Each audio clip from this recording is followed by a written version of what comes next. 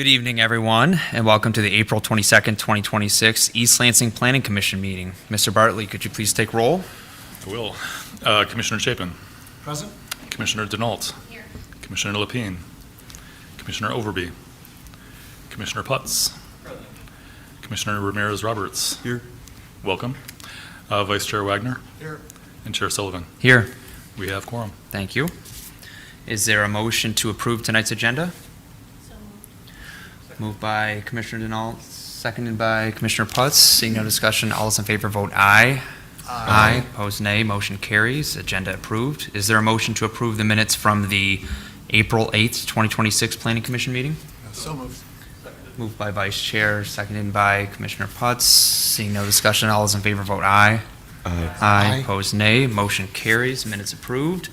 That takes us on to item number 2, committee reports. Mr. Bartley? We have none. All right. Simple enough. Takes us on to item number 3, staff reports. Also you, Mr. Bartley?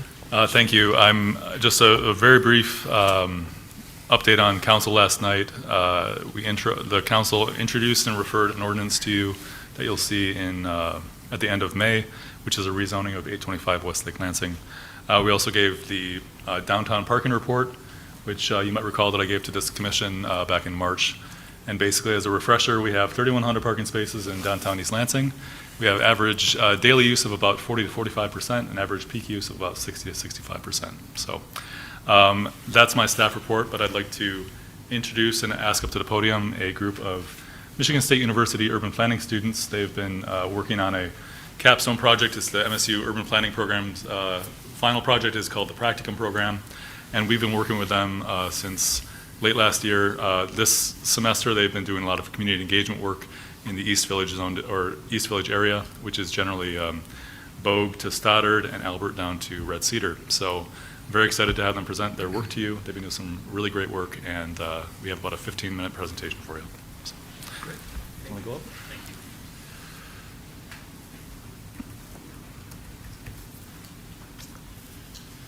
Thank you, Landon. Good evening, members of the East Lansing Planning Commission. We are a team of Michigan State University students from the School of Planning, Design, and Construction, known as the Red Cedar Squad. Today we are honored to present our planning practicum project, the East Village Concept Plan, which we have developed over the past 4 months in partnership with the City of East Lansing Planning Department. My name is Clinton Morales, and I am one of the community engagement leads for this project. My name is Luke Dillon. I'm one of the policy and implementation leads. My name is Max Levinson. I'm the Urban Form and Design Guidelines Specialist. And I'm Rachel Olsner, the project manager.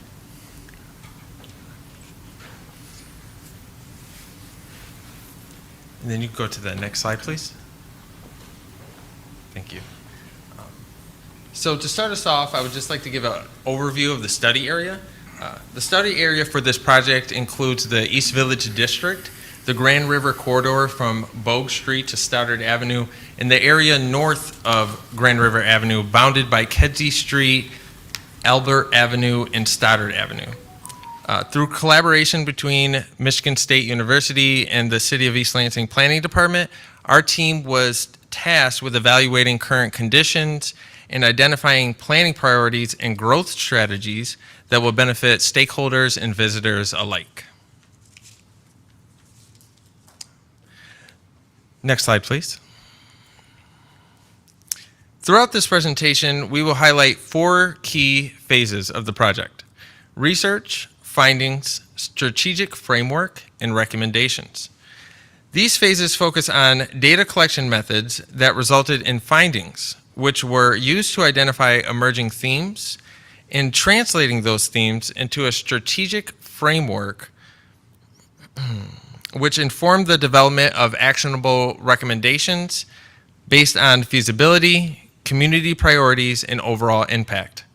We will begin with the methods used to collect the data and the input that shaped this project. Next slide, please.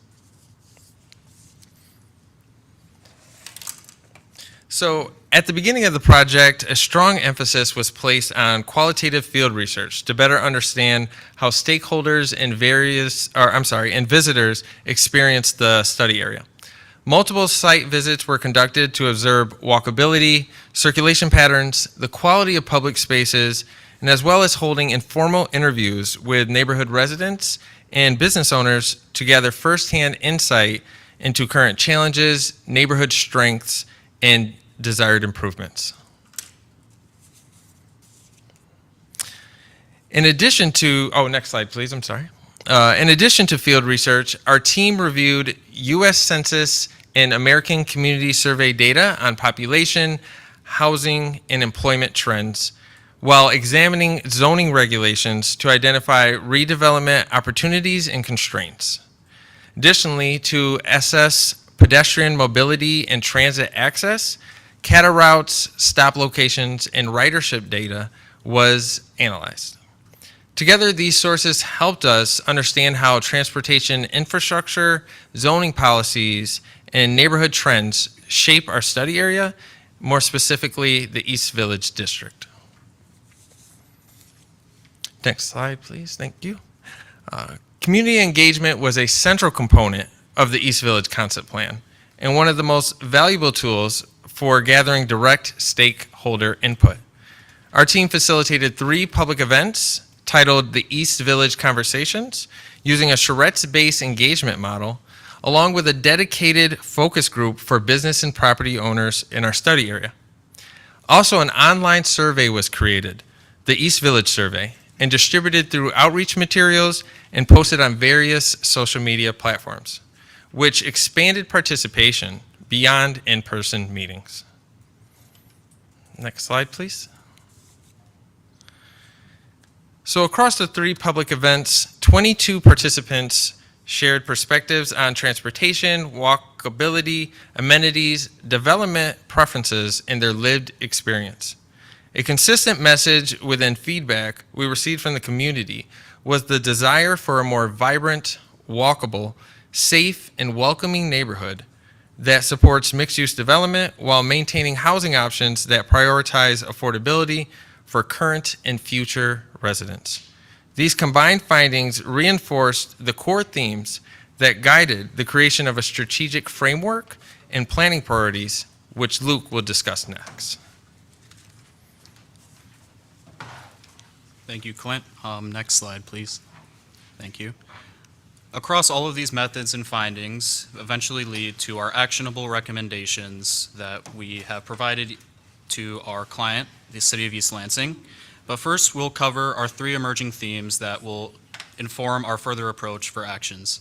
The first of which is weak infrastructure. So many residents reported a lack of infrastructure that serves their daily needs, such as bike paths and sidewalks. Secondly, the underperforming public realm. Many residents identified a need for key amenities such as grocery stores, gyms, and parks.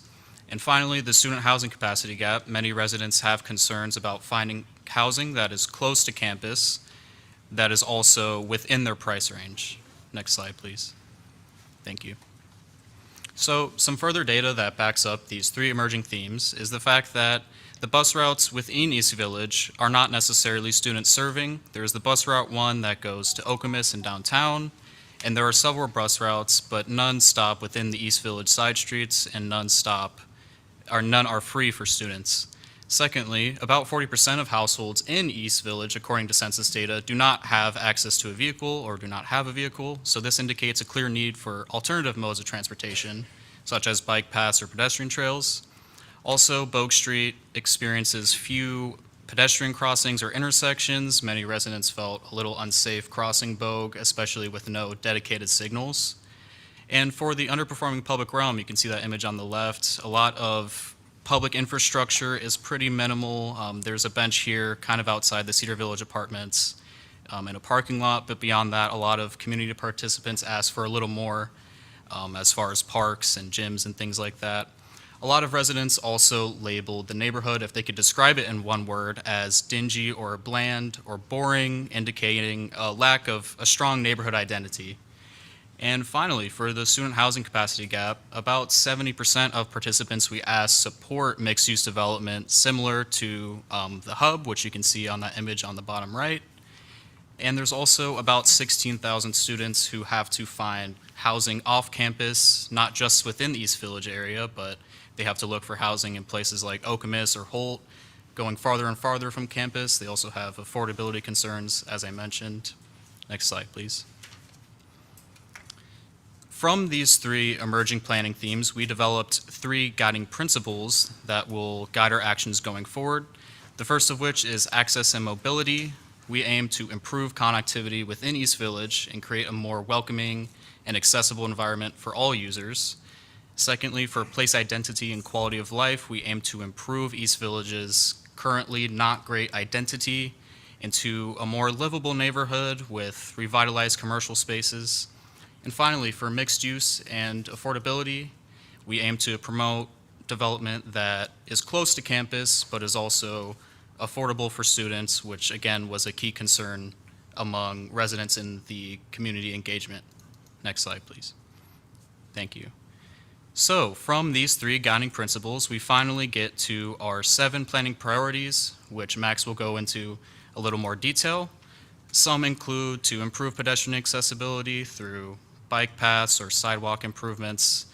And some of these guiding priorities include to add character to East Village through neighborhood banners and etc. Next slide, please. And speaking of these specific actions based on the priorities, we have 33 of them, but we won't cover every single one today, obviously.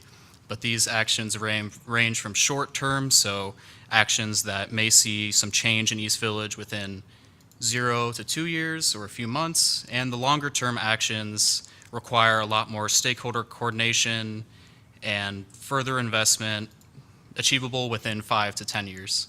And I'll now pass it over to Max, who will go into more detail about our actions and priorities. Thank you, Luke. So, as Luke said, our actions are sorted based on their guiding principle and then their planning priority. These actions are also sorted by their key partners. Our key partners are different city departments like the Planning Commission, the Public Works, Planning Department, as well as private organizations and neighborhood committees. Our actions are also based on their priority. We prioritize actions depending on the timeline, as well as the amount of key partners, funding mechanisms, and the overall amount of coordination required to get these actions done. I'm going to give a brief overview of the actions in each of our planning priorities, and then I'm going to pass it on to Rachel so that she can go more into detail on a specific action. You can go to the next slide, please. So for our first priority, supporting multimodal transit, we want to replace street parking with bike lanes in East Village.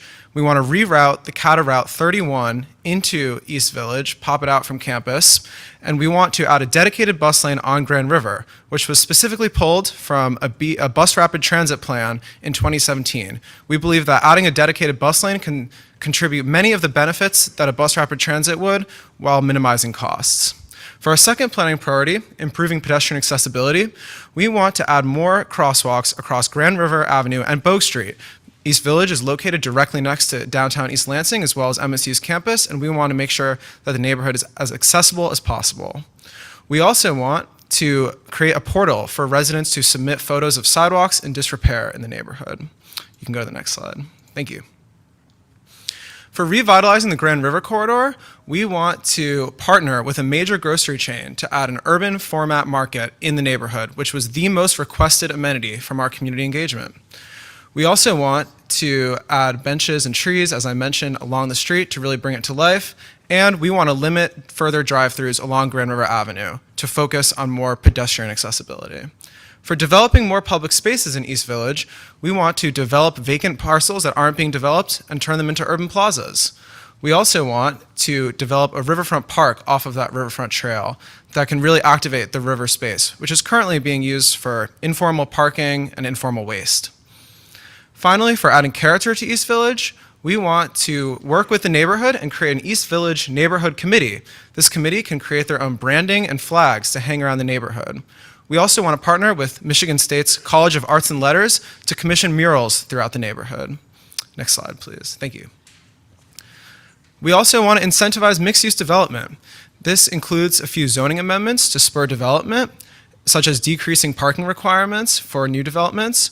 And we also want to connect property owners with existing development resources. We're gifted with many in the city, and we want to make sure that current property owners are aware of them and can take advantage of them. For our final planning priority, ensuring affordable and attainable housing options, we want to use LIHTC financing, which is the low income housing tax credit, partnering with MSHDA, the Michigan State Housing Development Authority. We also want to implement the current downtown diverse housing ordinance, but specifically the 25% low to moderate income housing requirement to make sure that this housing is specifically designed for the students that live there.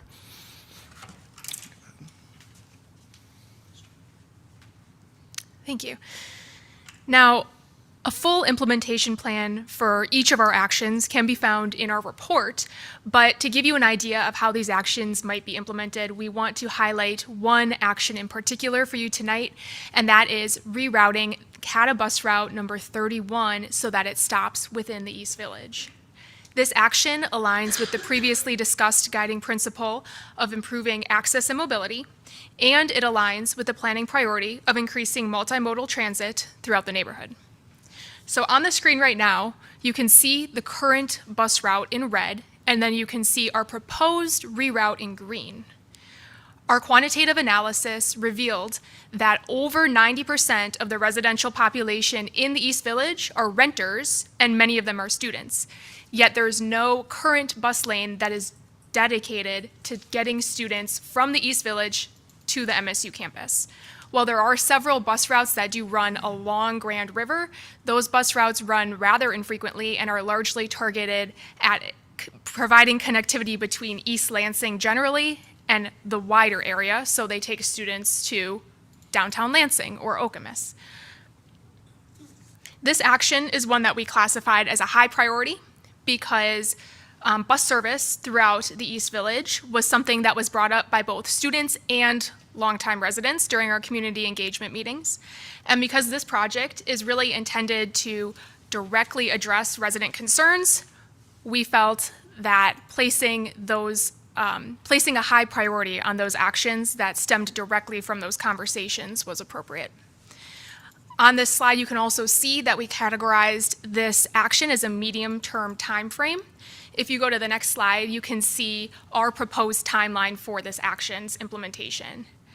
Because this action would require a lot of coordination with CATA and probably with MSU, and because it would require doing a pilot route or a test route, the city could expect this action to be completed within several years, putting it in that medium-term category. Finally, on the next slide, we just wanted to highlight one of the key partners that would be essential for completing the East Village Concept Plan generally, and that is you all, the Planning Commission. So several of our proposed actions begin either with the City Planning Department and with the City Planning Commission. In particular, those actions that involve zoning amendment changes, zoning ordinance amendments, I should say, will begin here for recommendation before moving on to council. So if our plan is followed, some of those amendments that you could expect to see presented in the future would be amending the zoning ordinance to limit drive-throughs along Grand River, or amending the ordinances to reduce parking requirements for the properties along Grand River. These actions would help create that more walkable, pedestrian-friendly space that we heard residents desired. So to sum up, the purpose of us giving this presentation tonight was not to present you with data and information that we gathered over the last 4 months, but it's really to help you see our vision for the walkable, mixed-use, and vibrant community that we know the East Village residents desire. By implementing a mixture of long-term and short-term actions that are based in community desire, we can really make East Village a neighborhood where students, long-term residents, and businesses can all thrive. We thank you for your attention, and we also give a special thank you to your own planner, Landon Bartley, for all of his guidance over the last 4 months. He has done a lot for us, so we welcome any questions that you may have. Thank you so much.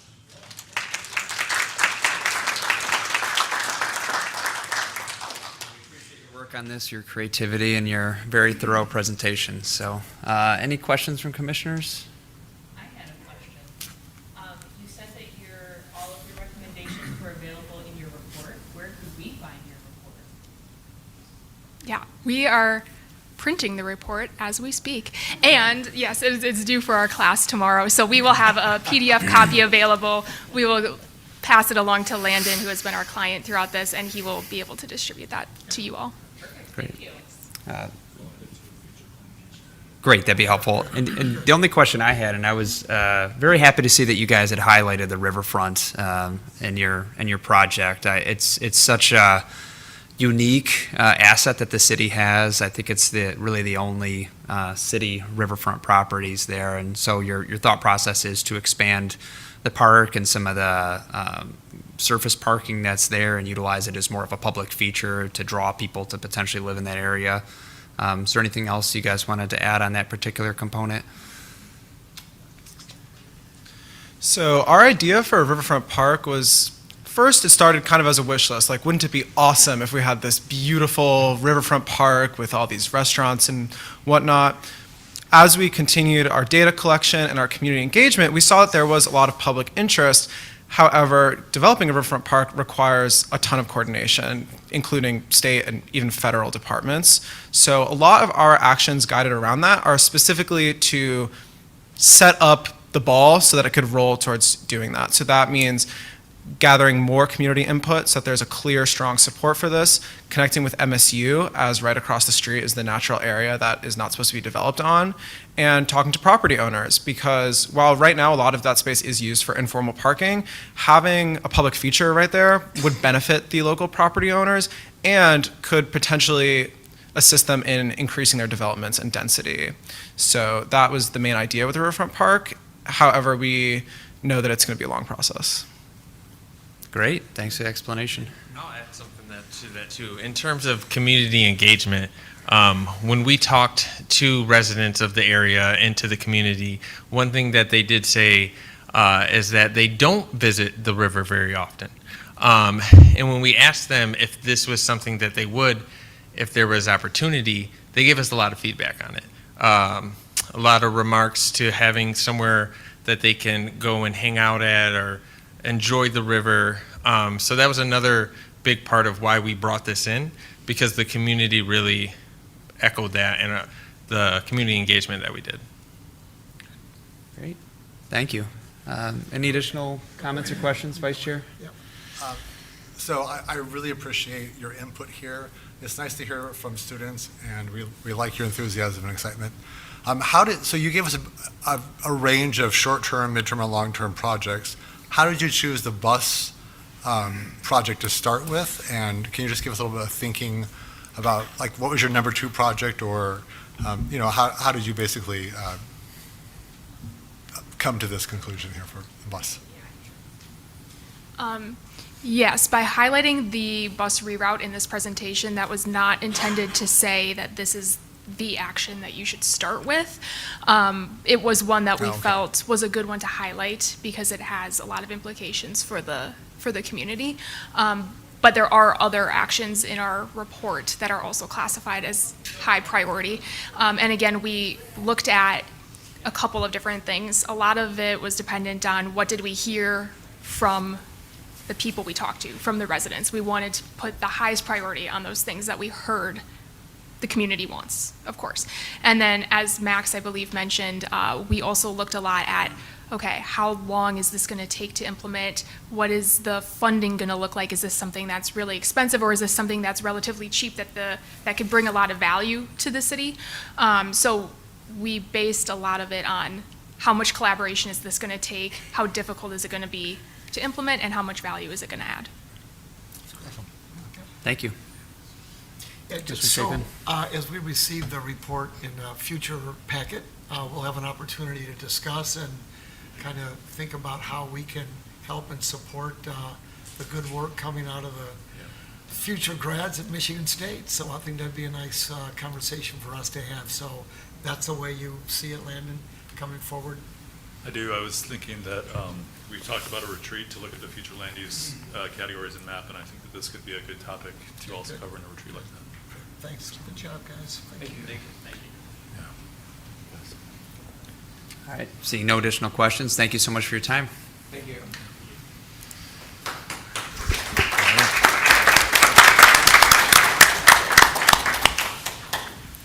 Okay, that takes us on to item number 4, commissioner announcements. First up, I think many of you noticed we have a new planning commissioner here, Josh Ramirez Roberts. I don't know if you want to introduce yourself or say a couple comments. My name's Josh. Wasn't expecting this, so I'm happy to be here. I look forward to doing the work. Well said. This is also the time for planning commissioners to disclose any conflicts of interest on items on tonight's agenda. Are there any conflicts of interest? Seeing none from anybody? Okay, any additional commissioner announcements? All right, that takes us on to item number 5, communications from citizens. For written communications, there are a handful of letters in our agenda packet on various items for your review. On to verbal from the audience. This is time for the public to come forward and address the Planning Commission on any items on or off tonight's agenda. We ask that you please keep your comments to 5 minutes and identify yourself on a card up there if you have yet to do so. I will say it's a pretty lengthy agenda, but the only 2 public hearings tonight are items 6.1 and 6.2 for the Coolidge Road item and the 601 East Grand River item. So if you're here to speak on those items, we generally ask that you speak during the public comment period for those items. But there's several other items on tonight's agenda, so now is your opportunity and only opportunity to discuss those items. So I'll read from the cards I have up here, and then we'll go from there. Up first, for item 7.1 is Mark Bell.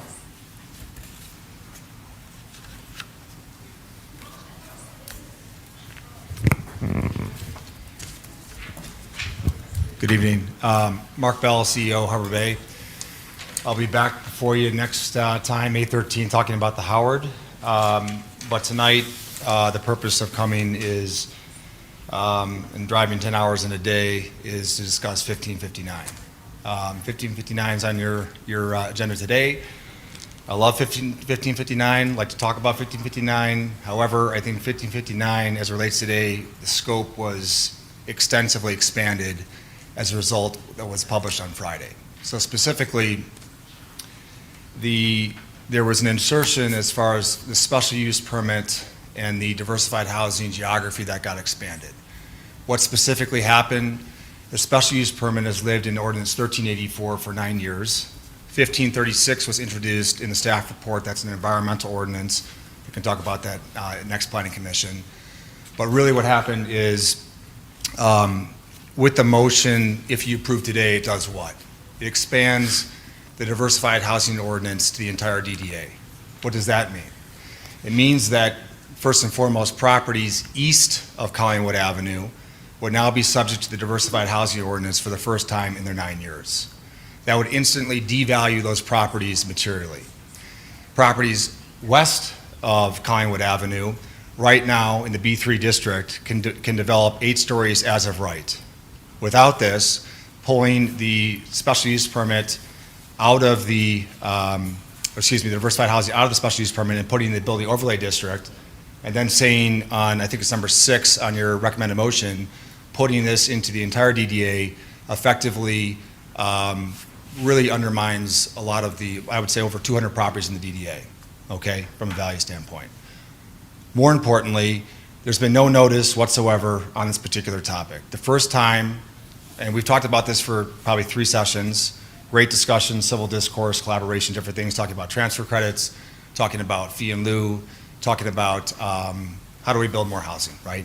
Not one time has it ever been brought up that we're going to all of a sudden move the diversified housing requirement to the entire DDA, right? So I think my recommendation tonight, for what it's worth, is to, I'm not saying that we shouldn't move the 1559 forward. God knows there's been a ton of discussion on 1559. And if you want my honest opinion on 1559, I emailed Landon my notes on that and was very objective.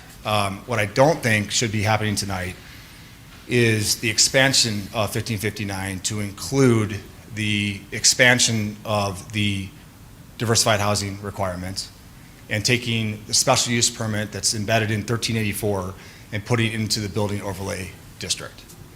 I think we should have public comment about that. I think we should talk about it. I think all the 200 property owners in the DDA should get notices on that.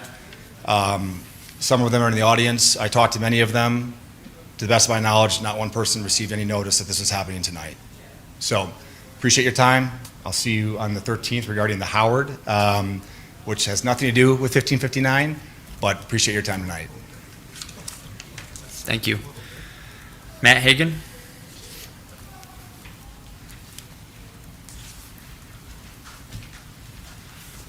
Good evening, Matt Hagan, Hagan Realty, 927 East Grand River.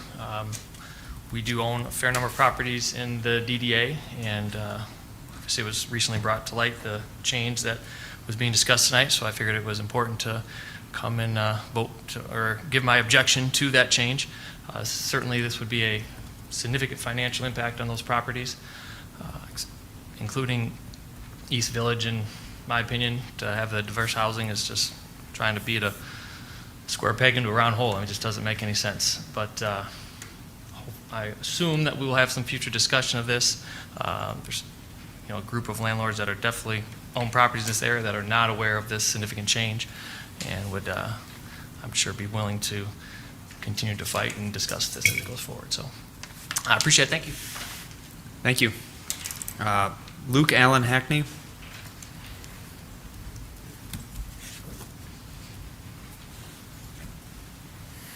Good evening.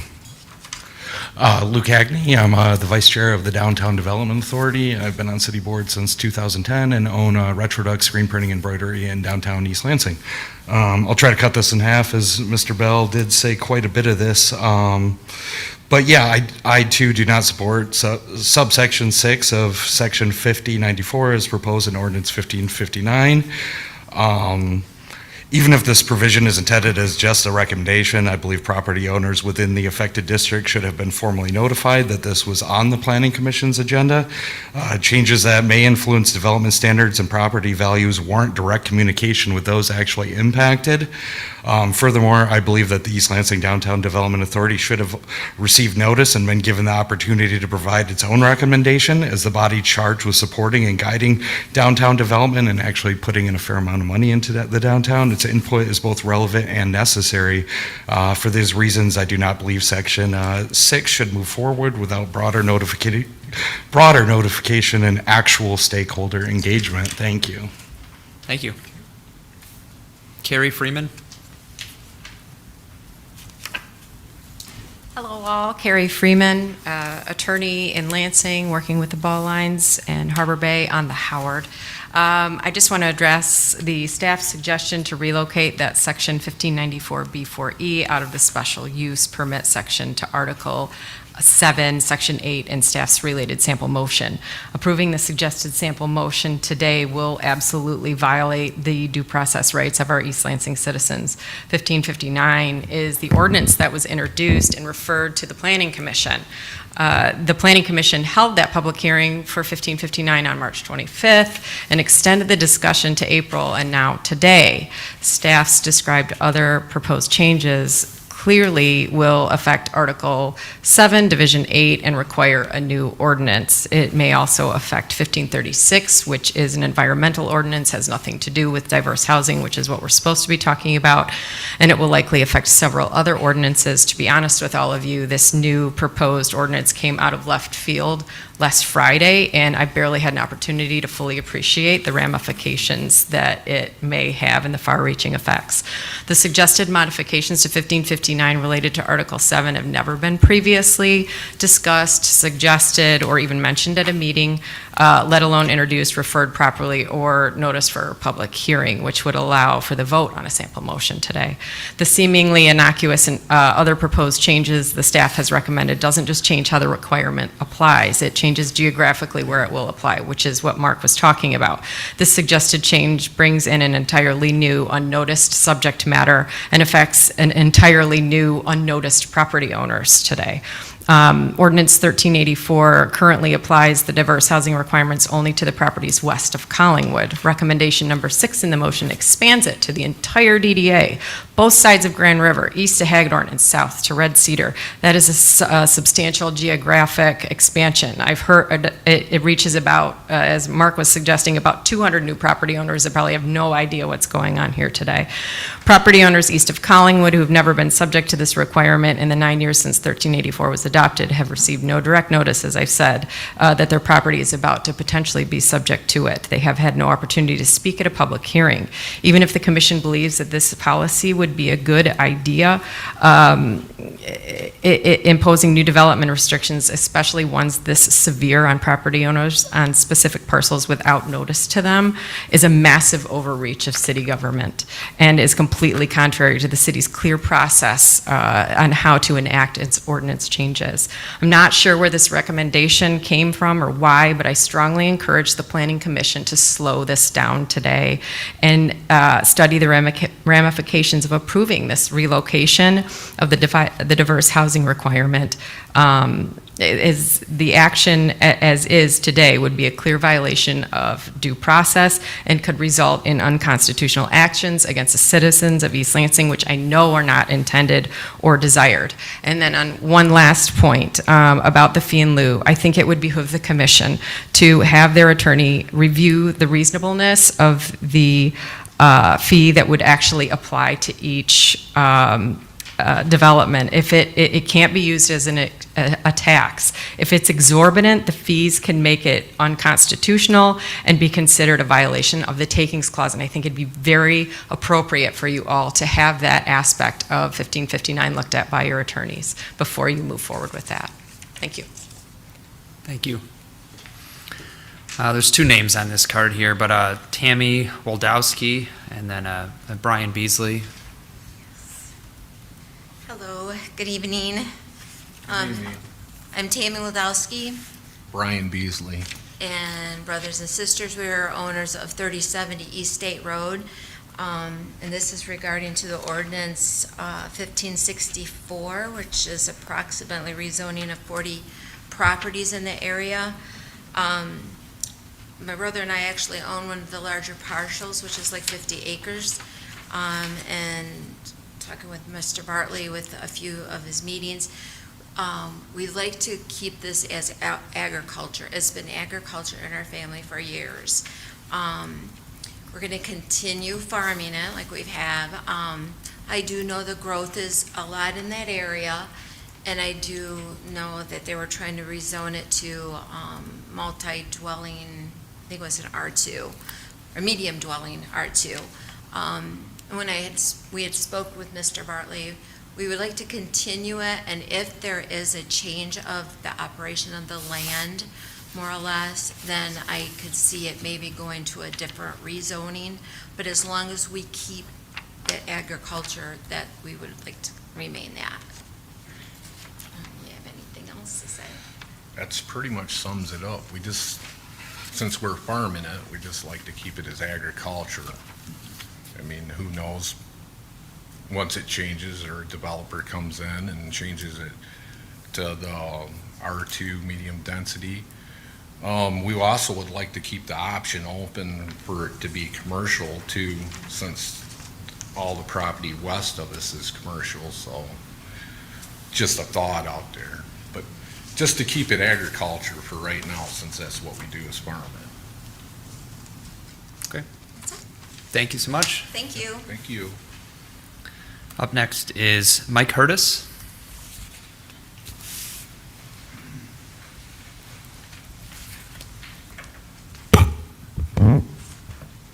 Good evening. My name is Mike Curtis. I live at 3731 Perlua Drive in the Hawks Nest subdivision. I live just down the road from Ms. Seals, who spoke 2 weeks ago in a very educational and eloquent manner in opposition to the rezoning of 3303 and 3255 East Coleman Road and the adjacent parcel from agricultural to RM14, low-density, multiple families.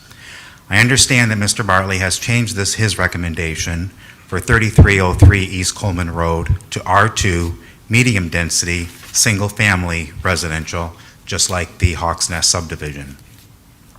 You should have in your Planning Commission's packet email, photos, and 2 short videos I sent to Mr. Bartley regarding my opposition to rezoning. There is no need to reiterate all the contents of my email. However, I truly was surprised by the water flowing like a small stream in my neighbor's yard after recent rains. I know water drainage is a huge problem for the residents on Perlua Drive, but I guess I never paid as close attention as I am now. The only thing I would like to mention this evening is actually a question. Given what we have learned over the past few weeks and the very real concerns that people have voiced, why bother to take the City Council's time to even consider and debate rezoning? Just leave it alone as it is. I understand that the current rezoning code that was inherited from Bath Township afforded to these parcels of land do not fall within the ordinance language of East Lansing. But if it is obviously something that shouldn't even be touched, given the biodiversity of this precious ecosystem and natural benefits it offers, such as water drainage for the residential homes already built, why are we even taking time to talk about this issue? I can't imagine even considering anything that would further threaten the drainage that is already compromised in our neighborhood. I know changing the ordinance is not an automatic proposal for building, but it certainly is a slippery slope that could become its own force and could make for some political dynamics in the future that could be difficult to manage and threaten a God-given natural resource that can never be restored. Thank you for listening. Do you have any questions? Thank you for your comments. Thank you. Up next is Julia Miskowitz. Thank you. Good evening. My name is Julia Miskowitz, and I would like to add to what Mike just presented. I live in Hognest at 3721 Perula Drive, and this is also in regards to rezoning of 3303 East Coleman Road from agricultural to residential, multi-housing residential, or even single housing residential. I sent my comments prior to the last meeting on on April 8th. I wasn't here, but then I heard that this meeting was taking place where it would be also discussed. I don't think any of our neighbors knew about it except for Mike, who let me know. I would like more of our residents, Hognest residents, to come forward and also speak.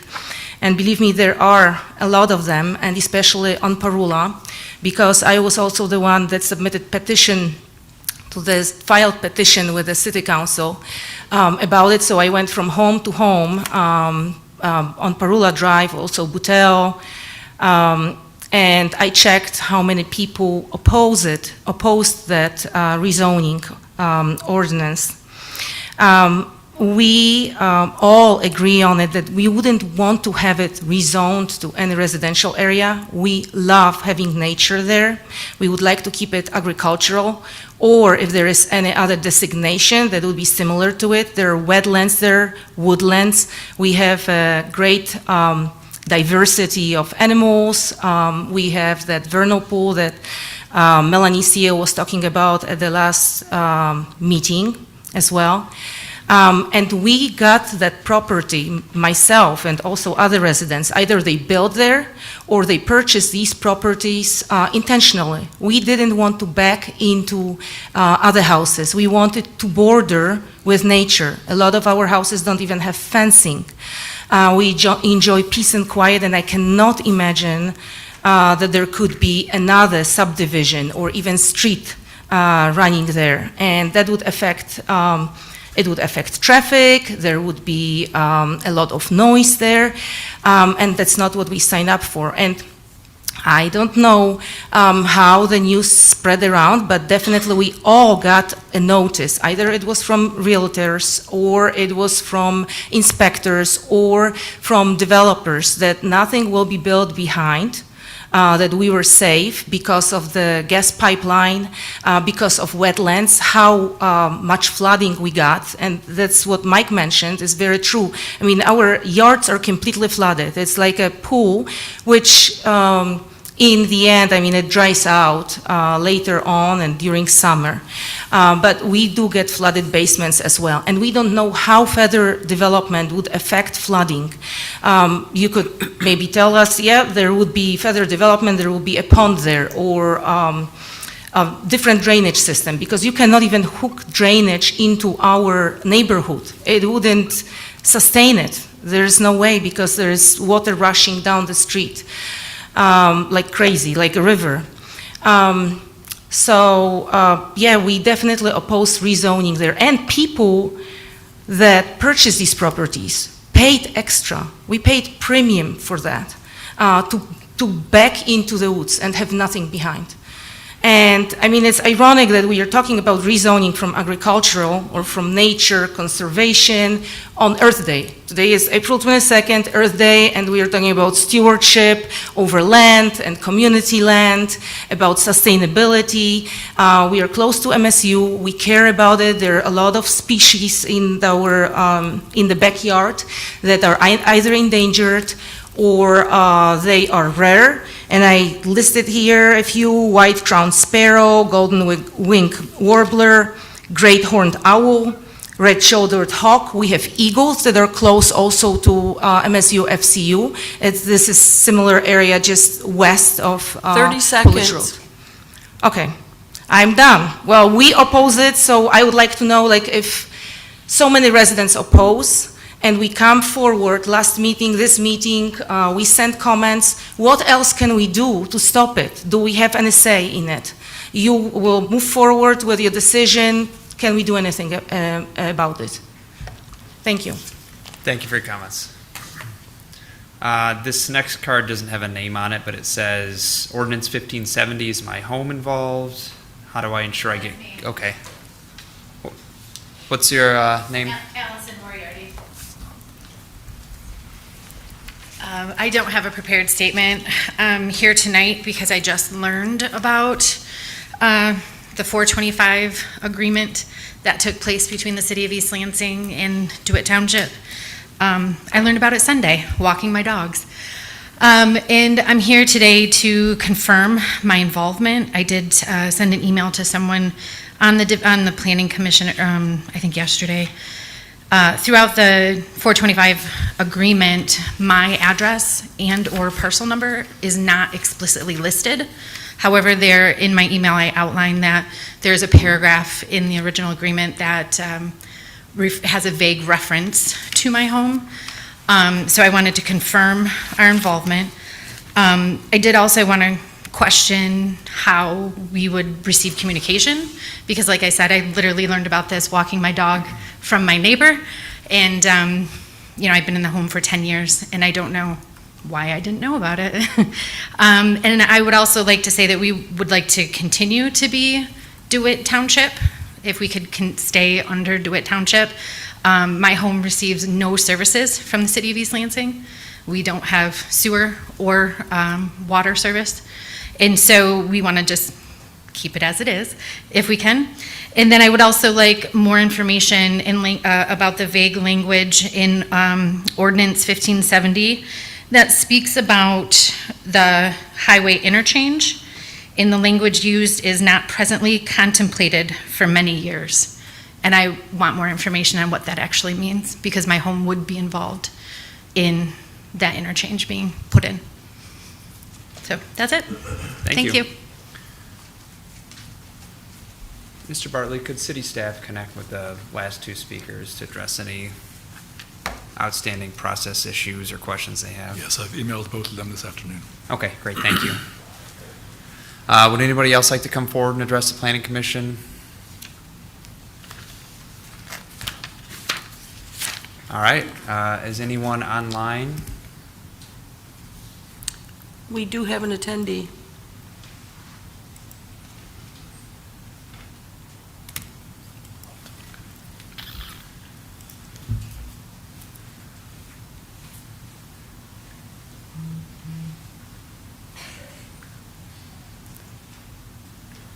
So it looks like caller with last three numbers 149. If they want to unmute, they can speak. And if you click ask to unmute, you should be able to. He's with us. for 6.2. It's for the Crepe Sake special land use, just listening. Okay. Mystery solved. All right.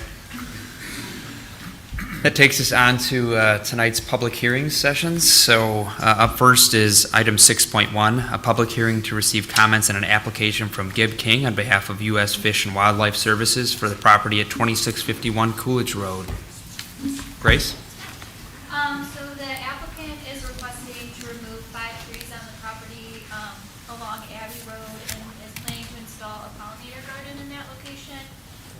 Currently, the applicant is doing work on the adjacent site to restore an existing wetland that's there and turn that into an observation location for wildlife species.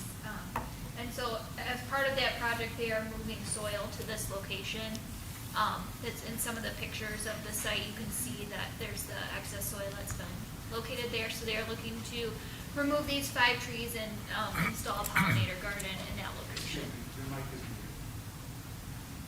Oh, here we go. Okay. Sorry. Yeah, so they are requesting to remove these 5 trees in order to install a pollinator garden at that location. And cliff walls with DPW and environmental this here. If you have any specific questions about trees or the wetland restoration project, he could probably answer those. Great. Thank you. Cliff, do you want to come up and provide any additional commentary? The applicants are here too as well. Okay. We'll get to them after city staff. Yep. Excuse me. Cliff Walls, DPW. Happy Earth Day. Is there any specific question you want to go over, just like a history of what they're doing here? I think just your perspective on it and history of the site. And Yeah, so this general is, it's a stormwater detention pond on the site that's also a wetland. They have an Eagle permit. They were exempted from the city's wetland rules as a habitat restoration project and invasive species removal project. That was a really choked out, buckthorn filled kind of mess there, and it's really been cleaned up, and they're using it to not only increase the hydraulic capacity, as I understand it, but also U.S. Fish and Wildlife is a tenant of the buildings there, and so through their federal technical assistance program are working with the landlord to restore that. Like Grace mentioned, there's some nesting islands that they're putting in, removing, again, the invasive species. And then these trees that are being proposed for removal, they're relatively young. I think the largest one is 12 inches. Most of them are maples. They're preserving the shagbark hickory and the oak, which are some native species. And the goal behind that is to create like a savanna habitat. From my understanding, their staff at U.S. Fish and Wildlife involves the Great Lakes Restoration Initiative Pollinator Task Force Coordinator, who's involved in that. So it's experts working on their expertise for something that we promote as a city, and I'm fully supportive of it, and don't have any concerns with this request before you tonight. Great.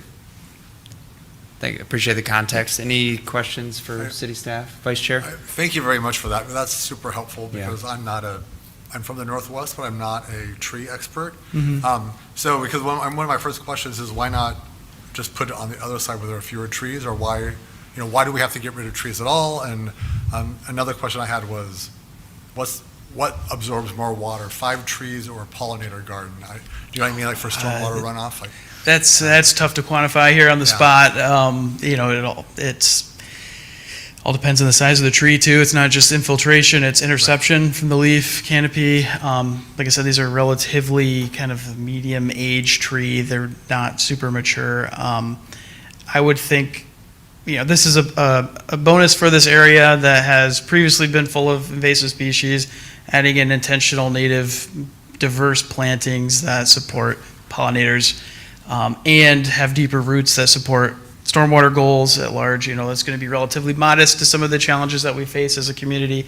But overall, from both perspectives, I think it's a positive one. Plus, the work that they're doing in the wetland, because it serves as drainage for those buildings, it's going to increase the hydraulic capacity available in storms, at the same time improving habitat, at the same time increasing or making it more likely for diverse species to flourish in that area.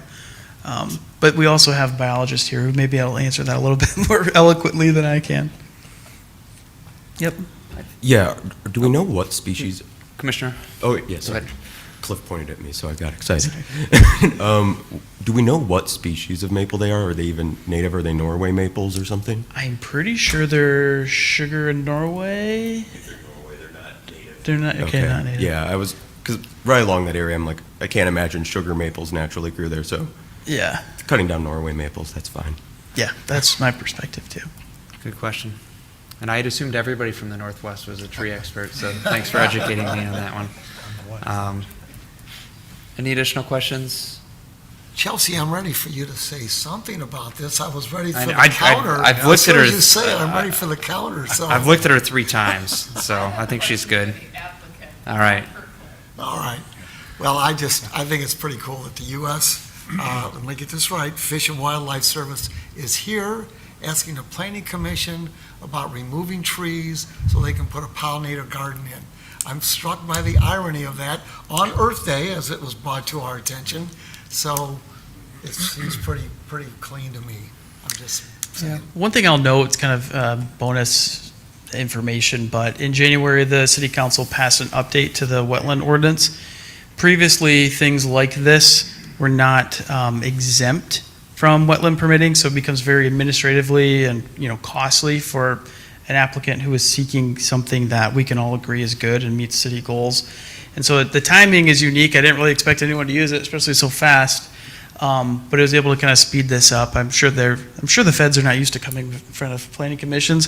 Appreciate them for being here, but it's just kind of from my perspective, kind of worked out really well that the city council was adaptive to a need. We don't want to make it harder for someone to do invasive species removal and habitat restoration, and then 2 months later, we had somebody reach out with that. Okay, I think we're ready for the applicant at this point. Thank you very much. Okay, do you guys have any comment? Questions? Your opportunity to address us if you have any additional background. Great job. Unless there's any questions for me, I think we're good. I have questions. Go for it. Oh, well, I think there are some questions, so, and I agree you did do a great job. Thanks, Cliff. Hi. Hi. My name's Yeah. Gib King, wildlife biologist for the U.S. Fish and Wildlife Service. And Commissioner Denault? Thank you.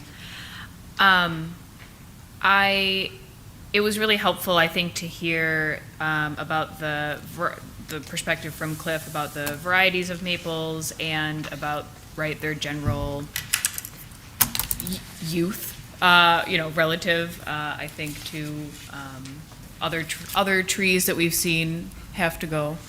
I think my only question was, what motivated y'all to prioritize putting in a pollinator garden versus, trees that are already there contributing to the environment? Like, what was you don't need to tell me the need for pollinators, you should see my yard. But what was maybe the thinking behind prioritizing putting in a pollinator garden versus maintaining the trees that were there?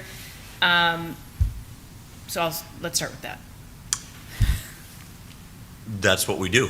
We put in pollinator habitat all over the state. We've lost 99.9% of our native grasslands. We're a tree state by nature. Anytime you let something grow, it's going to grow to trees, and you pretty much have to control what trees grow.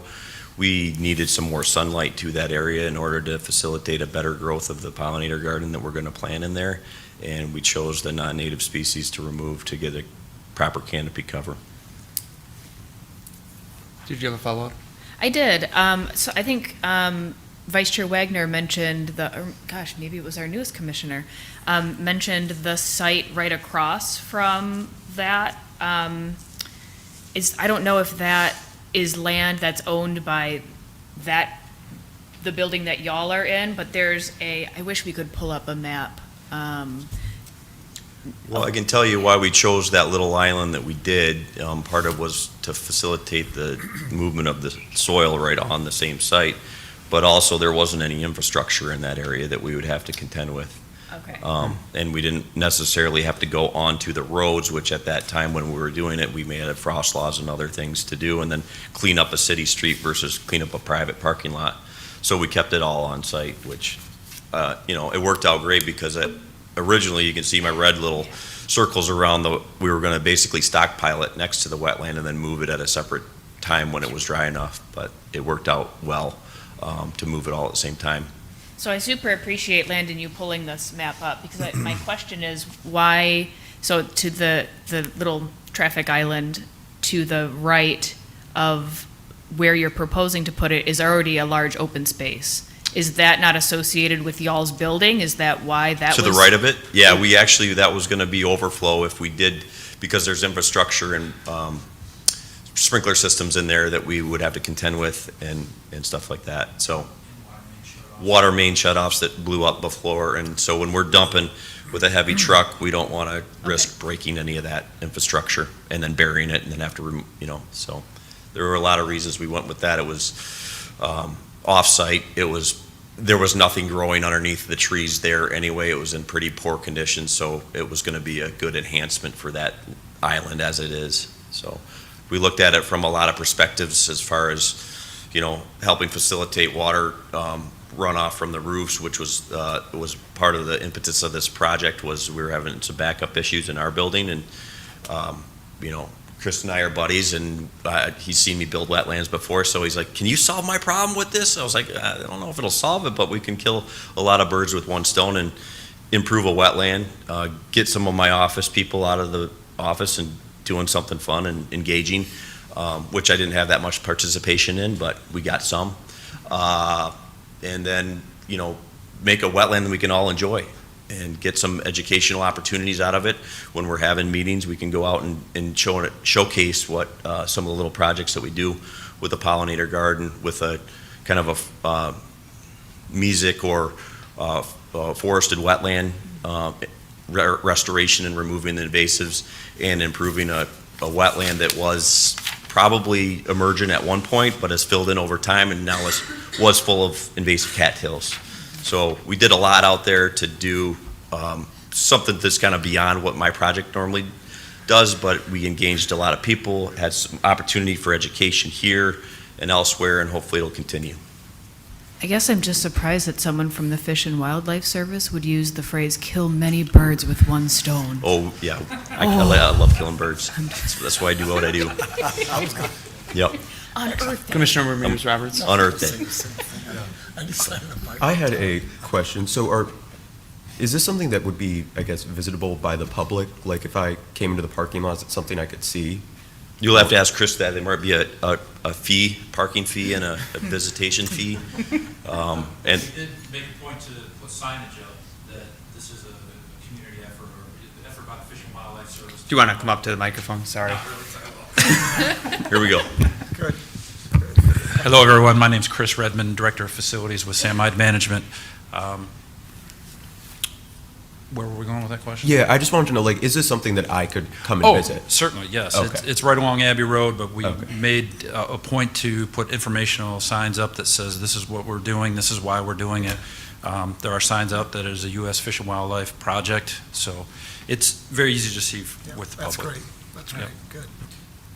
Yeah, I will add that signs are there now, aren't permanent. We're going to be having better signs that will be permanent there. There's a QR code to scan that will give some information on that sign. I noticed it might have blown off the other day, so when it's permanent. Did you have a follow-up? Have you guys already excavated the cattails?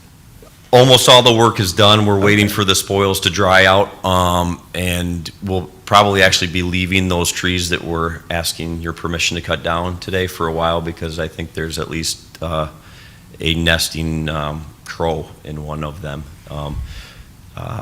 They're very dilapidated trees as they are. There's some damage in the top, which actually from a wildlife perspective is a good thing. So there's an off chance I won't cut all these trees down. I might actually just push dirt around them and let them perish on their own and create a snag, which is very good for wildlife as well. Any additional questions? Seeing none, thank you for your time, gentlemen. At this point, we'll open the public hearing. Does anybody wish to come forward and address the planning commission on this item? No additional people are on the queue, right? Okay. At this point, we will close the public hearing for this item. I know we talked about being more flexible pre-motion for discussion on an item. Is there any comments about the specific item? I think it makes a lot of sense to me. It's relatively straightforward. I like that they were able to answer all of our questions. Any other comments? Yeah, I'll go Commissioner ahead. Denault? Thank you.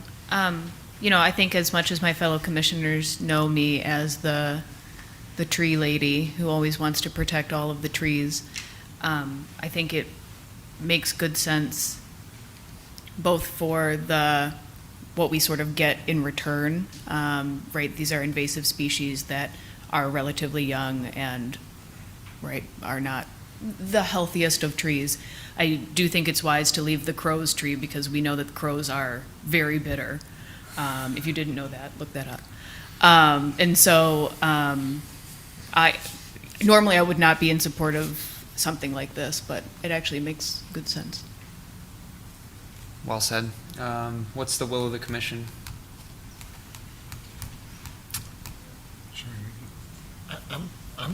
I'm comfortable with moving forward. I don't know where we are. I am too. Yeah. Okay. Considering it's relatively straightforward, I Sure. agree. So, Seems to me, yep. sounds like you're about to make a motion, so. Actually, I was not, but Ryan was ready, weren't you? Do you have that on your? Commissioner you ready? Potts. I move to approve a request from Gib King on behalf of U.S. Fish and Wildlife Services to remove 5 mature trees from the property located at 2651 Coolidge Road, as the planning commission has found the following to be true. The proposed tree removal will not, which one did I do? That's right. Will not substantially affect or reduce privacy between this property and those adjacent to it, substantially affect or reduce screening or buffering from adjacent uses or activities, wildlife habitat and movement, soil and slope stability, or regulated wetlands. Specifically, they are practicing good custodianship of the land and not being too aggressive about changing the environment that's there. They're making very forward plans. I'm going to stop talking on that. And proposed tree removal is necessary for, I don't know if it's economic use really, or we can mix that. You can choose one, like there's two So sets. we'll mix that set, the Yeah. and we'll just. I think there's conditions, though. The following conditions of approval shall apply. The applicant or property owner shall install a pollinator garden in the location of the removed trees. Second. Great. Moved by Commissioner Potts, seconded by Commissioner Chapin. Any discussion about the specific motion? I do have one comment. Vice Chair? Should we say remove 5 or remove up to 5 mature trees? Because he said Oh, that's we might not wise. do them all. I Yeah. mean, does it matter?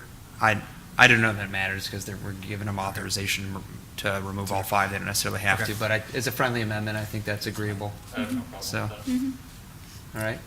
Commissioner Potts okays it, so it's good. Okay, any additional discussion? Seeing none, all those in favor vote aye. Aye. Opposed, nay.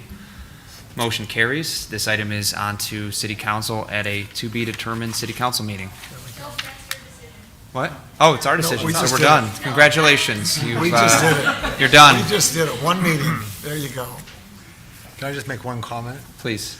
I wish we had you in the room a couple of years ago when we were discussing trees around the mid-century modern property on Abbott and Saginaw, because we do need tree experts once in a while. So thank you for all your expertise. That was interesting. Yeah. And Commissioner Denault, my comrade and friend, that was a friendly tease. I respect your viewpoint on this very subject. Seriously, I do. That was a friendly tease. All right. All right. It's on the record that it was a friendly tease. Okay, all right. Can I make one more comment? Please, yeah, briefly. I would encourage you guys highly with all the 7,000 acres of land that you guys own and manage, that a lot of it is forested. that have a forest management plan, if you don't already have that, it could be sustainably managed to improve the forest, because a lot of them are in very poor condition. Second. Sounds like you're giving Cliff some homework, Cliff. so. Yes, get up. Just kind of a FYI, I think there's some good, just relationship building out of this. Not that we've interacted too much, but just like kind of, breaking the ice. So like we've had that recent change to the pollinator nuisance lawn ordinance, and we're throwing like a no mow May retirement party at the library. And the pollinator expert from Gib's team is now one of the panelists that we're using for that. And then we're meeting with her and our whole Parks and DPW team, I believe just in a couple weeks. I got to confirm that, but to try to see what, like, for public property owners, what sort of technical assistance is available. So it's good having this resource, now having, faces and names, and so things like that, and, the pollinator conversion of some of our park natural areas, I think, there's other positives than the project, but just kind of those connections that are being bridged here. Awesome. I'll add to that. So, our All right, program, come up to the mic, and then, okay. sorry, we do got to wrap it up. I'll just throw a little plug in for our program. It's called the Partners for Fish and Wildlife Program. We work on anything that's private land. Anything for us is not state or not federal, is private. So we could partner with anyone, with cities, counties, et cetera, to do habitat work. And what we mainly do in this state is wetland restorations and native grassland establishment. The people I put you in touch are B Squad, our B team, not B in the letter, but B as the bug, the pollinator task force. They work a lot with municipalities, and Detroit, they've been huge over there doing a lot of conversions from all their blight to pollinator gardens. So something that they could speak to, and they are going to speak to at some point for you guys. So there's a lot of opportunity for partnership with our program. And it's not just technical assistance, we offer financial assistance as well. Okay. So, thank you. Thank you. All right, that takes us on to item number 6.2, a public hearing to receive comments and a request from Michael Mudrey on behalf of For Crepe Sake for approval of a special use permit located at 601 East Grand River Avenue. Okay, so the applicant is here to request a special use permit for alcohol service in a restaurant. The business is currently located on MAC, but they're looking to move to this location on Grand River and add alcohol service to the business. Their current business does not serve alcohol. They are doing interior renovations to the new suite as part of relocating the restaurant. They are looking for approval for 80 occupants with seating for 60 people. They're estimating about 8 staff people. And they are looking for proposed hours from 8 a.m. to 8 p.m. 7 days a week. And I will add, there is a motion on the last page of the staff report if Planning Commission decides to move forward with this at this meeting. Any comments, questions for city staff, Vice Chair? I do have. Grace, is the hours of alcohol service 8 a.m. to 8 p.m.? Or is there a limit? Does it begin and end at a certain time? The applicant could probably answer that better, but it's my Okay. understanding that it's for the duration of the business hours. Okay. Can I ask a Please, different yep. question? So I did see in the report that it said there were 25 establishments in the DDA that have alcohol licenses, or liquor license, and it said something out of 5,000 seats or something. And those are just different units of analysis, so I don't know, like, it was the argument there that there are very relatively few liquor license in the city, and it's okay to have another one, or is it? I wasn't quite sure how to read that. So I just provided that information because one of the standards of review for alcohol service at a restaurant under the special use permit requirements is a determination that there's not an undue concentration of this type of business in the location. So that's something for you to weigh, that if you feel like that is an excessive amount or not. You can also take into account nearby, so within the few blocks around there, there's relatively few compared to that whole DDA area. So that's just meant as information for the planning commission to determine if they feel that that's an undue concentration or not. Thanks. I had a follow-up to his first question, actually, regarding the hours. Were those the hours that they had recommended? That's what they're seeking? Yes, that's what Okay. they requested. So I asked because I recall previous applicants had come forward a second time to expand hours based on change of business use, so, but that's a question for the applicant. Yeah. Commissioner Chapin? Yeah, and that is consistent with their current location, 8 to 8 alcohol on Mack Avenue. I don't think they have alcohol. They do there. not have alcohol service No at the alcohol, current sorry. location. Yep, and I'm not sure what their current business hours are. Okay. We can ask the applicant when they get up here, though. Vice Chair, do you have another question? I do have one more follow-up question about the proximity. So I know there's a church within 300 feet, and there's nothing saying that you can't have alcohol service that close to a church or the Bailey Community Center or anything like that. Yeah, yep, that's correct. It's just that one of the standards of review is about proximity to those types of facilities, so I provided that information for you guys to determine if you feel that that is too much of a proximity to these facilities or not. It's just so that you have that information. Okay, thank you. Thank you. I'm going to ask the applicant the same question, but I didn't note any changes to the facade or the exterior of the building. I mean, this is just an SUP, so I don't know if they, In I'll theory, ask the they applicant. could apply for, if they finish this renovation and have the SUP in our operating, they could apply for building permits for facade renovations that wouldn't necessarily require an adjustment to the SUP, but it's my understanding that right now the work that they're proposing is interior. got it. So it wouldn't trigger necessarily a planning commission review? No. Based on the. Most okay, likely got not. it. Understand. That answers my question. Any additional questions for city staff? Seeing none, I think we're ready for the applicant to come forward.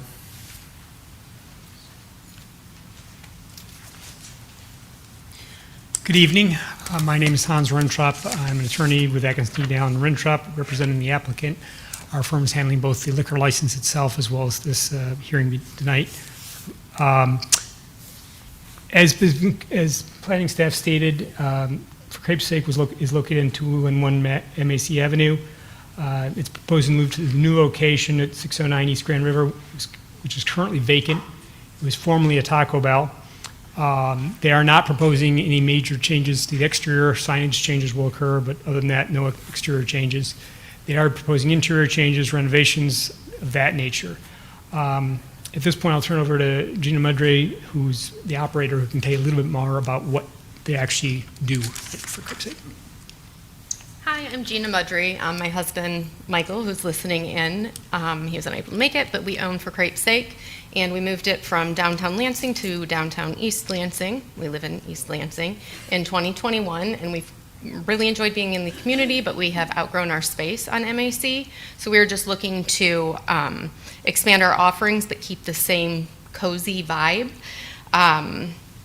We want more seating, improved service speed, and we do want to serve specialty drinks like mimosas with our crepes or wine pairings with some of them also. Our hours are going to stay the same.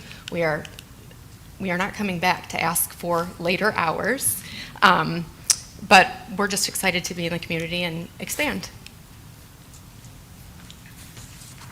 Yeah, I mean, I think it's important to note, unlike the traditional liquor license, this is not a restaurant bar type scenario. There will be no bar. It is merely a supplemental thing. And in this modern day industry, you have to have diversification in your menus and options. And it seems well suited for this location. We've reviewed and appreciate Ms. Whitney's write-up regarding the application and find it factually accurate. I have gone through the proposed motion and addressed each one of those questions and why it would be supported for this. If you want, I'm happy to go through that, or otherwise address any other questions you may have. I think questions is sufficient. Any questions from commissioners? Commissioner Denault? Turn on my microphone so you can actually hear me here. So I noticed on the drawing of the interior that you're proposing, that there's a section just to the west that's labeled community seating. Is that available to y'all to be able to serve in, or is that? No, there will be no alcohol served out there. Okay. That is a community area outside the building, and we've already discussed that, and it will not be a licensed area, and it will be prohibited in that area. Okay, so it's not associated with the restaurant at all?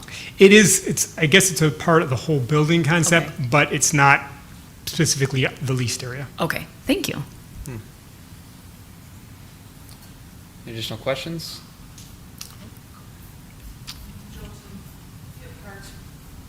Cards? Cards. Oh, no, yeah, can you please identify Would you yourself please and fill out the cards up speaker there, cards for just me? for the minutes? Yes, Please, certainly. Thank you. And then you said, so you've outgrown your space on MAC, just curious, so you're like relinquishing that, ending that lease, and then your intent is to move that existing business over to this new location on Grand River? The intent is to move it over. Okay. I'm not quite sure what's going to happen with the current lease. Okay. Commissioner Ramirez Roberts? I just want to say, this building has been, or this specific space has been vacant for so long, and I walk by it every day. I'm so happy something's finally going in there. So that's all I had. Yep. Agreed. Agreed. Okay. I do have one. Vice Chair? I agree too. I live close to it, and it's nice that it will no longer be a Taco Bell. In your description for proposed actions, it says, basically, alcohol service will remain secondary to food service. Would it be acceptable to you if we put that in a condition to getting the Think so. alcohol license, that if Yes. food would have to be, sales would have to be more than, I get the vibe from it that that's what it is, but just That's to all make it sure, is. okay, thank you.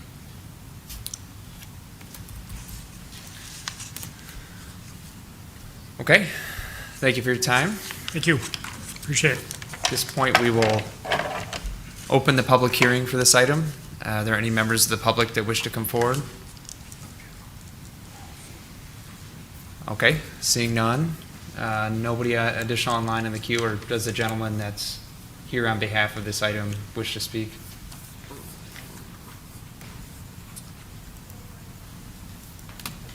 I think we just spoke with him. He was just at the podium. I Yeah. believe that was the attorney. Right. Yeah, Gotta check. gotcha. I'm with you. Caller with the last three numbers, 149, you're now available to speak to the commission. I don't think he's actually going to be able to speak. Just listening in. Okay. Okay. We had Can to you hear me? check. Yeah. Oh, there he is. Nope, he's gone. Oh. All right. I muted him, and then he removed it. Okay. So at this point, we'll close the public hearing for this item. Discussion, comments, questions from commissioners? I'm biased. I really love this little spot, so not that I would go there more often if they had mimosas. I would go there an equal amount of time because the crepes are so good. Yeah, as has been stated, I'm glad that something's moving into this space. It's been vacant for quite a while. I think it's a good fit. I like that it isn't something exclusively tailored to college students and has broader appeal in the community, so. And I think it's really heartening, honestly, that a small business in a climate where we're seeing a lot of small locally owned businesses closing because of a difficult economic situation, I think it's really heartening to see a small business actually choosing to expand, and especially into a really prominent Grand River Yeah. location. So, congratulations. Hi. Agreed. Vice Chair? Go ahead, Landon, if you want to. Nope. I just wanted to make a quick note, I guess. I think the crepes are great too. It's a special use permit, yeah. I go there far more often than I should, but I just wanted to remind you that the tenant may change. So you're really looking at the location and whether or not alcohol would be permissible in this location, even if the tenant changes. That said, I think that it's a pretty safe bet if the tenant's planning on moving in, but just wanted to bring that up. Okay. Good point, thank you. That was my exact question for you. So the alcohol license stays with the building, so if they want to expand even bigger and move someplace else, take over, something else, there'd still be alcohol license with that building, is that right? Mm-hmm. Slight nuance, the license wouldn't stay, but the land use approval would stay. So approval goes to the property, they would have to bring a license, assuming that the tenant would leave with their license. A new owner or tenant could bring a license, though, because the land use approval goes to the land, not the owner. Great.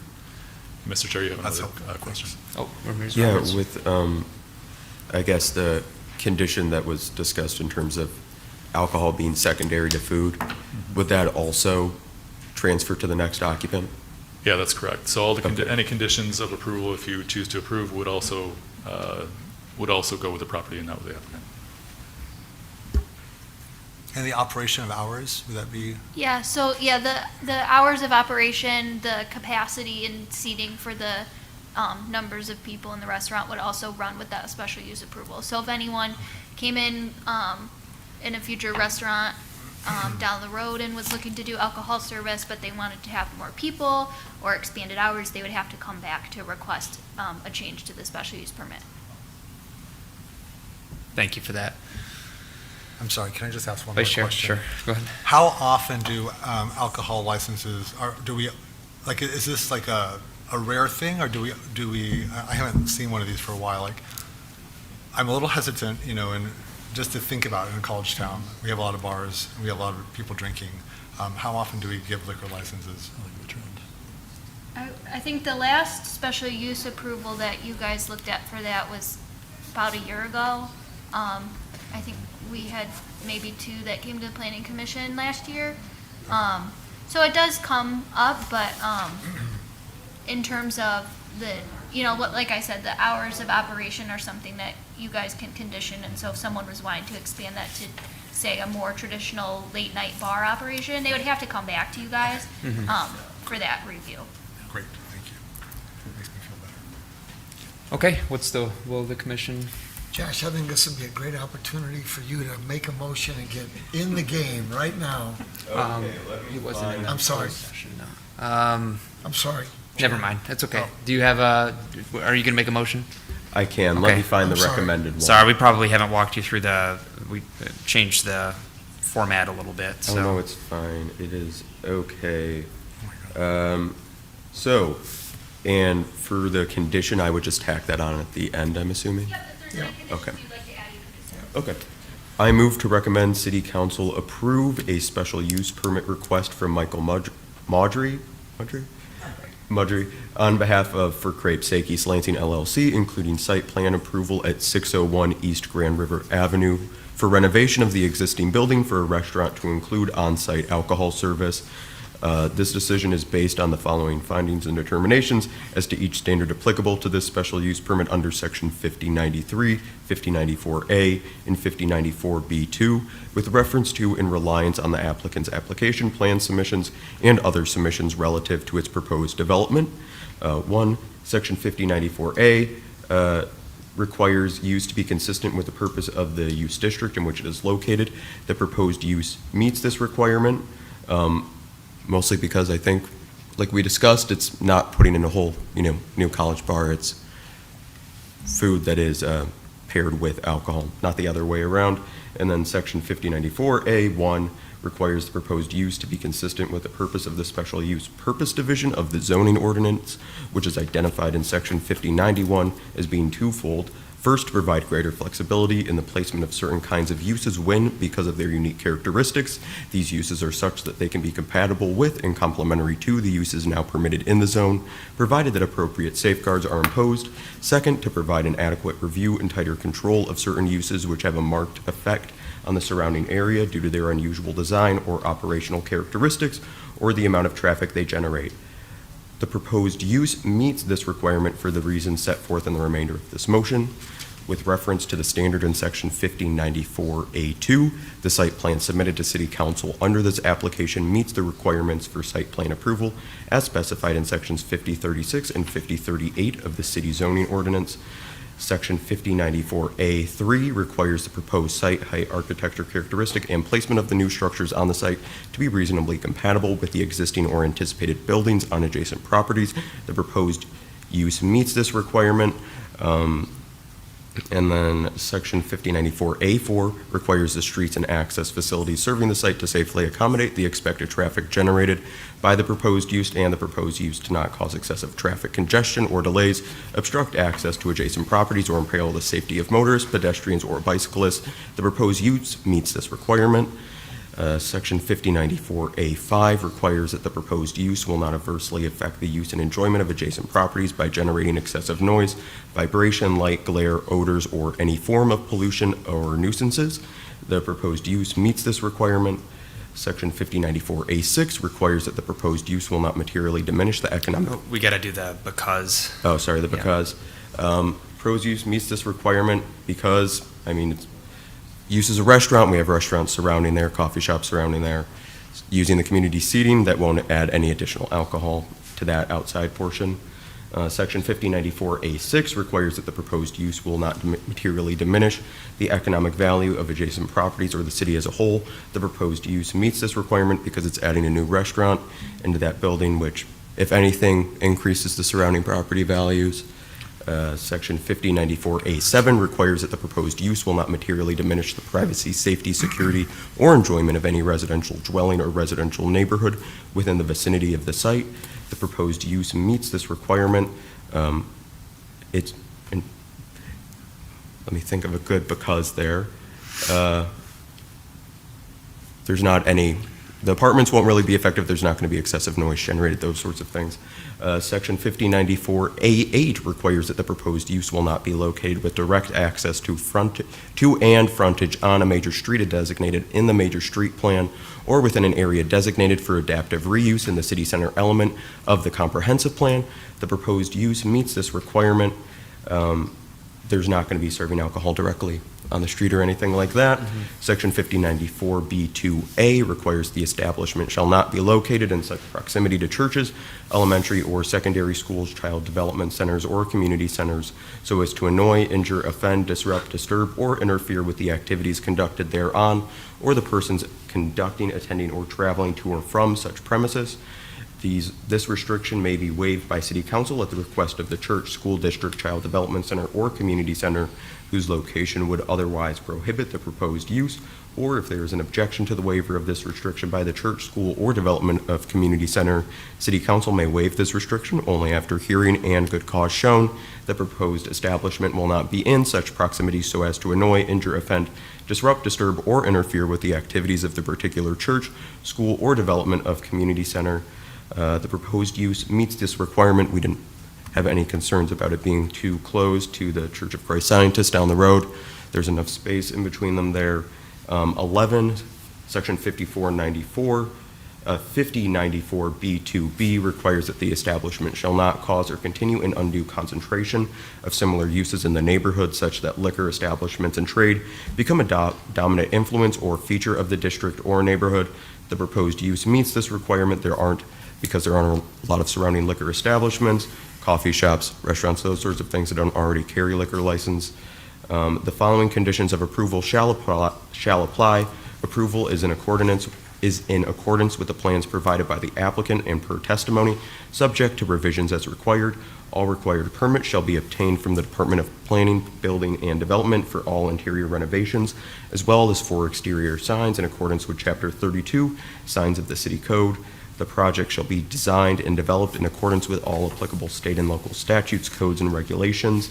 This approval shall take effect upon the filing of an executed memorandum of special use permit with the Ingham County Register of Deeds per Section 5096 of the City Code. The hours of operation shall be limited to between the hours of 8 a.m. and 8 a.m. to 8 p.m., Monday through Sunday, and then with the added condition that alcohol service is secondary to food service.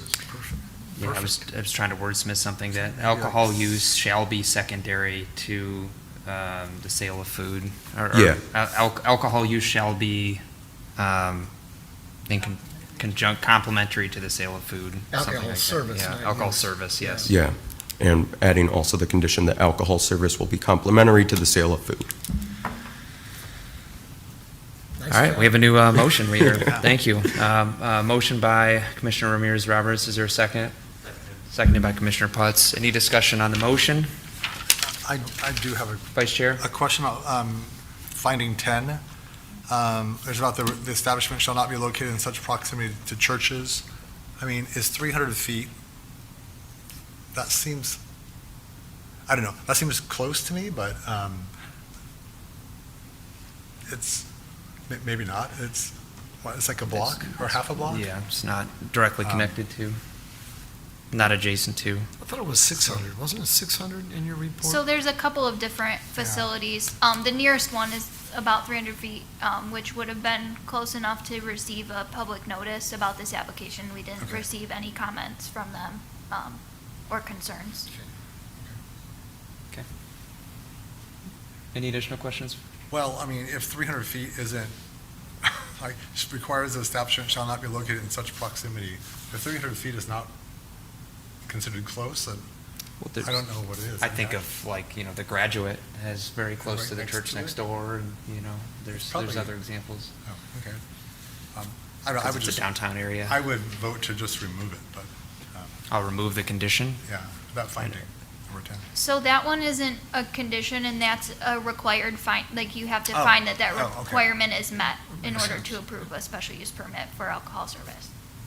And how do we decide 300 feet is not too far, or not too close? So we haven't had any complaints. That's your discretion to decide what is too far and what's not too far. That's kind of what you guys get to decide.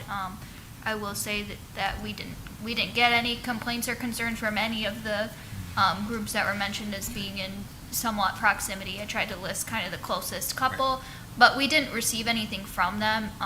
And I'd also say you can kind of weigh where exactly it is. You know, it's a couple blocks down. I know it's 300 feet. That's from like parcel line to parcel line. But that's for you guys to weigh and decide. But you do have to find that that condition is satisfied to recommend approval.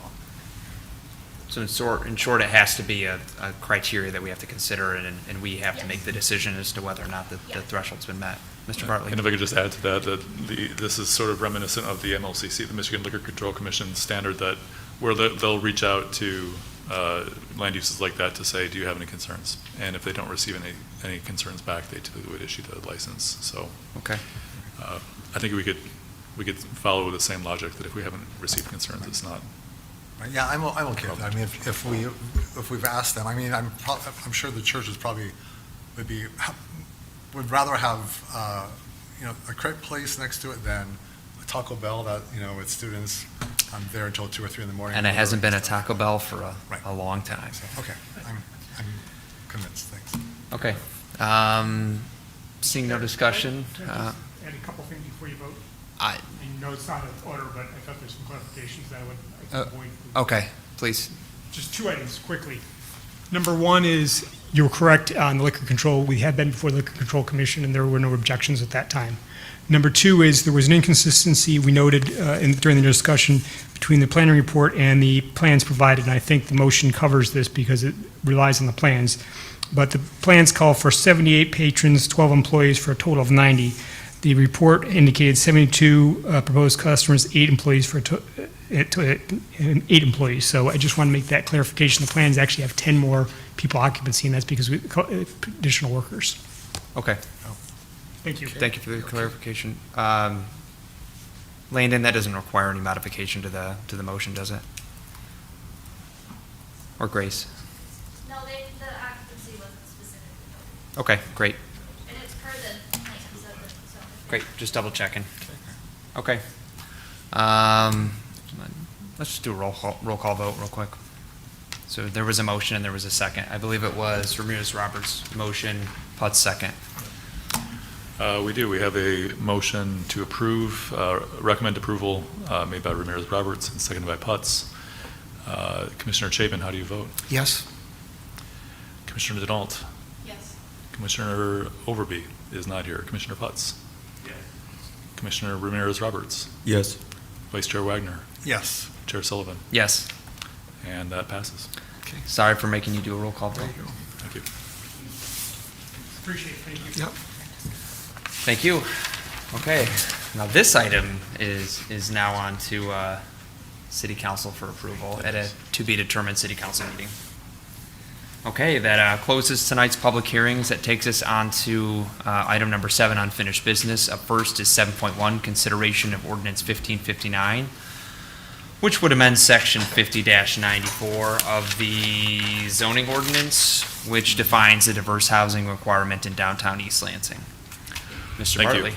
you. So ordinance 1559 was introduced and referred to the Planning Commission by City Council in February. You had a public hearing on this in March 25th and then discussed it at some length at the previous meeting on April 8th. Tonight's step, if you choose to do so, would be to make a recommendation to City Council, at which point we forward it to them for them to schedule a public hearing and have and then decide. And I do want to just take a moment to clarify the process, because I think there's some concerns about that. For an ordinance change, including a rezoning, so a text amendment or a map amendment, so this applies to both ordinance 1559 and also the rezonings proposed for DeWitt Township zone properties. So first off, for an ordinance is introduced and referred to the Planning Commission by the City Council at a public meeting as a business agenda item. So we discuss it with the council, and then they introduce it and refer it to the Planning Commission, at which point we schedule a public hearing, the initial public hearing by the Planning Commission for that ordinance or that rezoning request. As you know, after the Planning Commission, you can choose, if you feel like forwarding it to the City Council at that time, you can take action, you don't have to. If there's a second meeting to discuss that, that's not a public hearing, so that's not noticed to the public. But public hearings have a notice sent out to all property owners and tenants within 350 feet. State law requires 300, but we send out to 350 feet just to make sure. So for a second meeting after a public hearing, there should be no expectation of another mailer going out, either a mailer or another public notice in the paper. For an ordinance change, including a rezoning or a text amendment, we then, after the Planning Commission makes a recommendation, we send it to council. They take the action of scheduling their own public hearing for that item. So then once they've scheduled that, we send out the public notice and we publish it in the paper. So a notice would go out, again, to affected property owners and in the paper for the council meeting's public notice. After that public hearing held by the council, at that point, they can choose whether or not to adopt or not adopt, and that would be done either at that meeting or typically more often done at the following meeting. So I just wanted to clarify how the process goes. There were some concerns that I also want to bring up in this process about the ordinance changing from what it was introduced as. So the process with it going back to the Planning Commission back to the council from the Planning Commission. The council introduces and refers an ordinance to the Planning Commission. The Planning Commission holds a public hearing. If changes to the ordinance are made evident that they should happen, or that the Planning Commission determines that there need to be changes made to the ordinance, you would make a motion to recommend adoption of an ordinance with the following changes recommended, and then you would list out the recommended changes. So in that way, then the City Council comes back, has another public hearing on the ordinance change as proposed, as amended, which would be notified to the public as required by state law. So I just wanted to sort of clarify why we can have ordinances that are changed from the initial what was the initial draft that was sent to you. You can recommend changes and it goes back to council, at which point they then notify the public about the changed ordinance. So I wanted to clarify that. As far as this ordinance in front of you, 1559, we have talked about this at some length. At our last meeting, there was sort of a feeling, it seems, among the commission members of some being overwhelmed. There was a lot of different variables, and when we change one variable, another one seems to be affected. And so there was a general feeling of, can we see a recommendation from staff as far as what we recommend, how we'd approach these various changes, which are specifically to create a fee in lieu and of providing diverse housing, and also to allow for transfers. We have added since fairly recently, there were a couple of changes that were added that have been discussed in past meetings. One was and one wasn't. So I want to go through each sort of item of what we're proposing and then open it up for questions. And I have Heather Pope here, who is our Director of Community and Economic Development, who she and her team have been doing a lot of research, continuing a lot of research from last summer about fees in lieu that are adopted in many other cities around the country and around the Big Ten. So what I've pulled up on the screen is the highlights are essentially what our current proposals are. The fee in lieu, we've been bringing to you a proposal for essentially looking at an affordability gap model, which is saying, and that's similar to Ann Arbor's, which you're saying, what can people afford? How much do houses cost, or residential units cost? What's the difference? What's that affordability gap? And then base our fee in lieu on that number. This is somewhat changed from that because that was pretty complicated as far as how to calculate that. We were hearing of some uncertainty on how would this be calculated, at what time, how often, and also that it makes a lot of sense for an affordable housing ordinance, but the city's diverse housing ordinance as it currently is, or diverse housing requirements in the zoning ordinance, is not just affordable housing. Diverse housing is affordable or owner-occupied or senior 55 plus. So what we've proposed instead, looking through a lot of different models, and I'm going to ask Heather to sort of describe how we come to this, is essentially 5% of your residential construction cost with some potential ways to reduce that amount. And I'd love to have Heather describe sort of what other cities are doing, how they've applied that, and how this might look in East Lansing. Thank you. So this model is actually based off Eugene, Oregon. And then there was also State College does something similar to that, where they take the cost, the construction cost. Actually, State College takes the construction cost and land value and sets a fee for the year based on that. And that was shared with you 2 weeks ago or a week ago when we were here. So with Eugene, Oregon, can you jump to that? Is that up there on the screen? In Eugene, Oregon, what they do is they take a percentage and apply it to the actual construction cost. So what we did here to show that same approach, which is very simple, is we took the construction costs and this as built, and we pulled this number from the building permit. So when a building permit is filled out, they have to include that value of the construction, what it costs to build that. So we take that, we took the number of floors, and then we divided by the number, the construction cost per floor. So in this case, the hub was 49 million, there's 10 floors, the construction cost for, per floor is 4.9. Then we backed out anything that's not residential. So with the hub, they have parking and they have first floor commercial. So we backed out those floors. So then you take your 8 residential floors, times it by the construction cost per floor. And then we calculated it out. So it says it's about $39 million for the cost.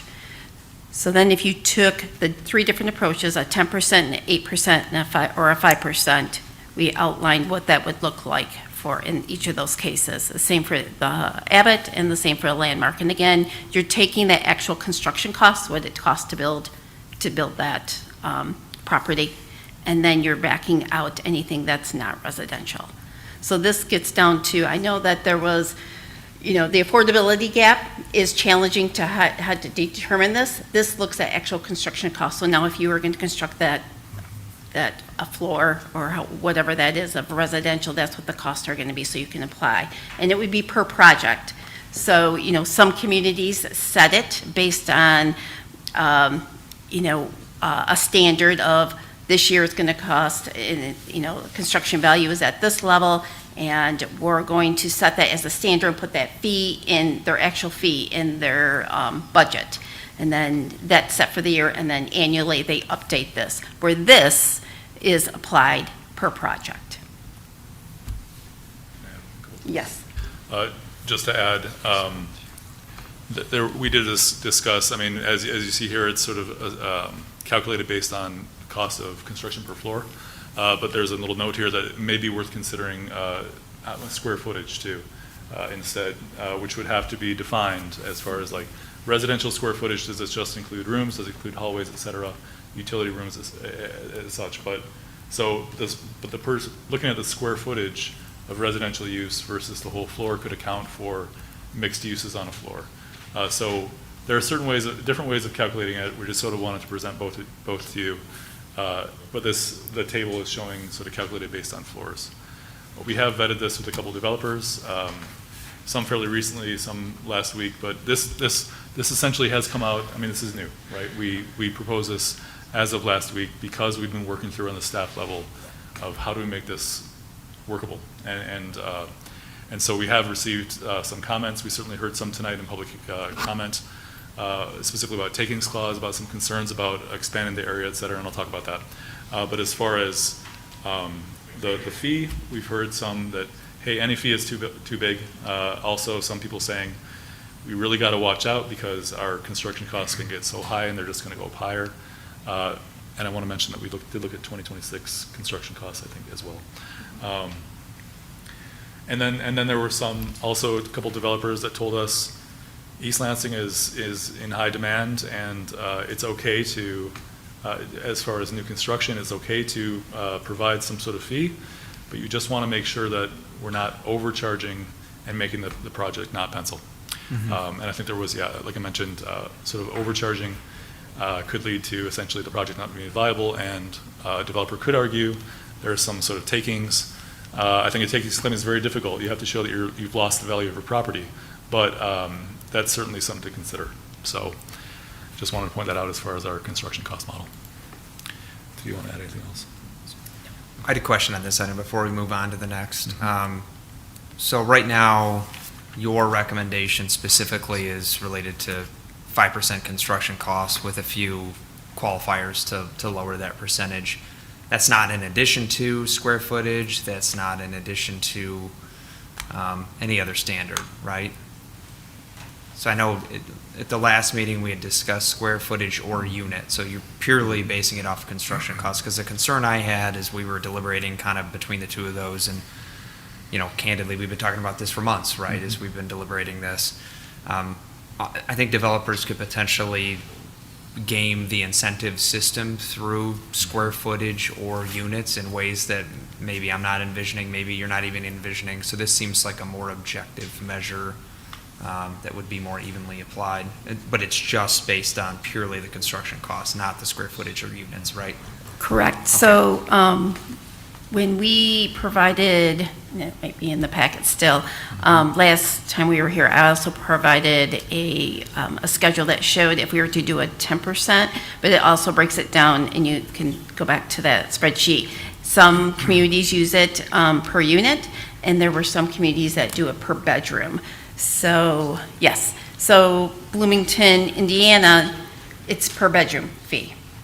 And then Iowa City, State College, and Columbus, Ohio was unit. So there are a couple different options. We're also going to bring up Elise Hodges, who is our Director of Planning, Building, and Housing. Hi. Sorry, I just wanted to add, I've come into this late into the game, so Heather and Landon have definitely led this charge, but when we were doing a lot of the calculations for square footage or per unit, the numbers were tracking about the same as floor. So the concern too is, yes, the hallways and the closets, and how do you calculate that, right, when you're getting to the nitty gritty. The other consideration for unit is that a studio, is that a one bedroom, is that a two bedroom? Developers might want to use all studios because that's the smallest, get their fee reduced as much as possible. That's why the floor was presented as kind of a clean option. And if a developer said 50% of this floor is amenities and 50% is residential, it could be 8.5 floors. So calculating that way seemed to make a little bit more sense, just as we're looking at the raw numbers and not having to negotiate those finer details of closets and units and what unit should be standard and that kind of thing. So that was our justification or rationale while we were talking it through. Thank you, that's helpful. Any other questions on this point for Vice Chair? I do have a quick question. So this is super helpful, Heather. Thank you. This research is great. My question is, so the 5% fee on the 1.9 million, I don't know if that's relatively a lot or little. Some of the comments tonight suggested it was a lot, but I do know that there are other options, right?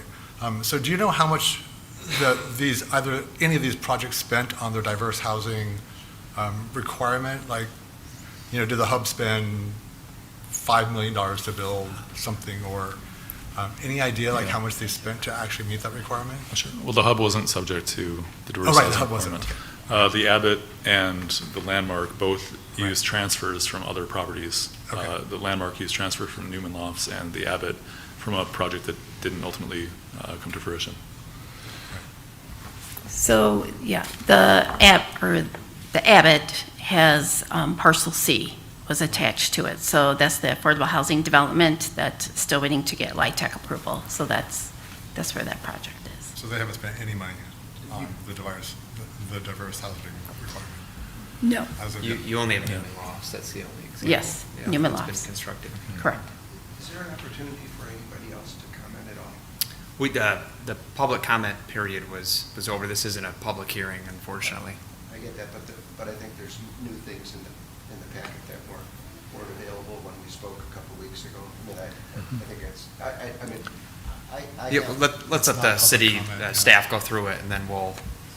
I guess I would suggest that coming out of tonight's meeting, if you choose to move this forward to City Council, just reiterate that there will be another public hearing for this, as it's an ordinance amendment, which we won't know when that will be until action's taken here. I just want to mention. Public hearing at the city council. At the city council. We did talk about the potential reductions in the 5% in our staff report, suggesting that there could be a 1% reduction for certain construction materials. We suggested mass timber. That's been a priority of, or I guess of interest from Planning Commission and Council. Also suggested a fee reduction for providing transit passes for all tenants for 5 years, as an example, or providing at least one car share vehicle on site to help potentially defray some concerns about new units and parking concerns. So just wanted to sort of bring that up as a possibility for how you could adjust the fee in lieu. Mr. Chair, you have some comments or questions? I don't have any comments on this component, but, You do from your commissioner. you know, oh, sorry. I didn't see whose hand. Who's first? Commissioner Ramirez Roberts? Oh, okay. Okay. So reading through, I know it said that, you know, green roofing, LEED certification, that stuff was talked about. Is there a reason it isn't recommended? Yeah. So we, I guess, not necessarily. That these different ideas came from developers saying you could provide any of these different amenities, and we think that would be a community priority. So we kind of, I would say, chose mass timber because that, or construction materials because that's come up recently as an interest. I think any of those items could be considered for a modifier to the fee in lieu. And I pulled that up on the screen as well for visibility. Can I follow up on that? Please. So I guess, for each one of those, is there, I guess, let's say like a geothermal or green roofing, that kind of thing. Would that, you think, be best served by a 1%, 0.5% reduction? Because I know, you know, there's variability there, I guess, or I don't know if you could say that right now just because you haven't looked into it more. Yeah. We kind of went with mass timber because it's a pretty significant change to the building. A mass timber building is defined as more than 50% of construction materials using mass timber, or should say structural materials. And so that's a pretty significant change to a plan, and so we thought that a 1% adjustment would be appropriate given the sort of amount of change to a plan that would entail. For things like transit passes or car share, we thought it would be a lower amount of investment, I guess, and so probably a lower modifier to the fee in lieu. As far as things like green roof or green wall or geothermal, those could be contemplated. We have, those would likely be included in a LEED certification, which I should say mass timber and LEED are both currently incentivized in downtown with additional floors. I think that we probably have just, our understanding is that mass timber is sort of a higher priority right now, which is why we chose that. It's certainly up to be changed or discussed. I'm open to broadening that. So Sorry, I'll let you finish your overview. Any last questions on this component? Oh, Commissioner Denault. So I didn't see you. No, you're totally fine. I just raised it. Landon, can you clarify for me if the reductions of fee in lieu, can developers stack those? Yeah, that would be the Okay. intent. Okay, thank you. Good question. Yes. Okay, please proceed on to the next item. Thank you. We also proposed, there has been some questions about how would any funds received under the fee and lieu program be managed or dispersed. The Community Development Advisory Committee has been very successful in doing a similar, having that activity for community development block grant funds, where it's an ad hoc committee that meets about 4 months out of the year. Commissioner Putz was the most recent representative to that. And we recommend a creation of a similar body to oversee the management of this fund. We don't really recommend any specific uses, other than maybe be a restricted fund to be used for housing purposes. But we kind of wanted to leave a little bit of flexibility as far as how that would be managed.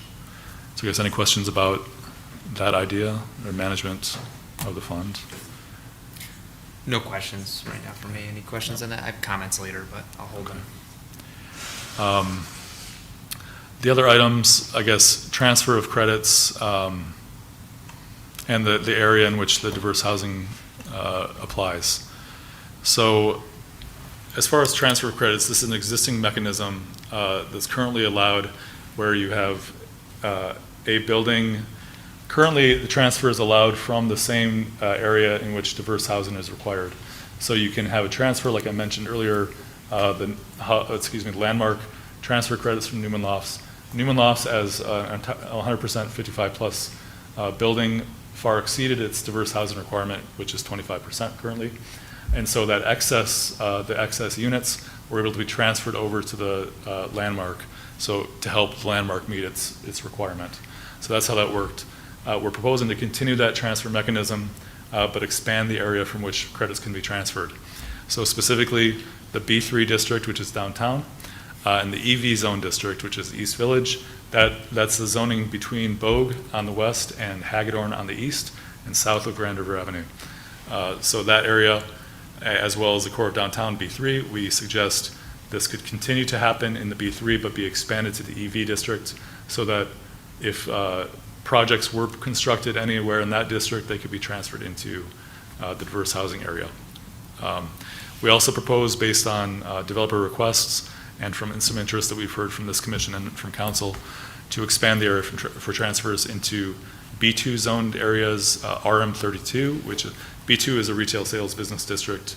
Most of our business districts are B2 zones, retail business districts, such as Hagedorn, Harrison and Michigan, Saginaw and Abbott, Lake Lansing and Abbott. Those are B2 areas. RM32 is a city center transitional higher density residential district. You'll see this close to downtown, but there are a few scattered areas of RM32 around the area. I have also included maps of all these zone districts at the end of your packet.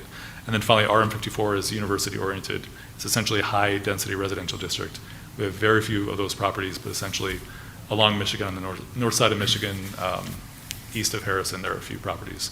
So we're proposing for those properties that aren't B3 or EV that we would still allow this transfer, but to sort of recognize that we really still want to be seeing diverse housing downtown in the DDA area, or half of it, that we would have something of a disincentive by only having properties outside of that area be able to transfer with a 10% on a 1.1 to 1 basis, right? So it's sort of 10% disincentive.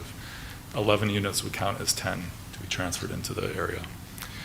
So, and also based on comments we heard from this commission and council, we recommend that the transfer area be limited to properties south of Saginaw Highway, south of the entire corridor, so not on the north side of the street.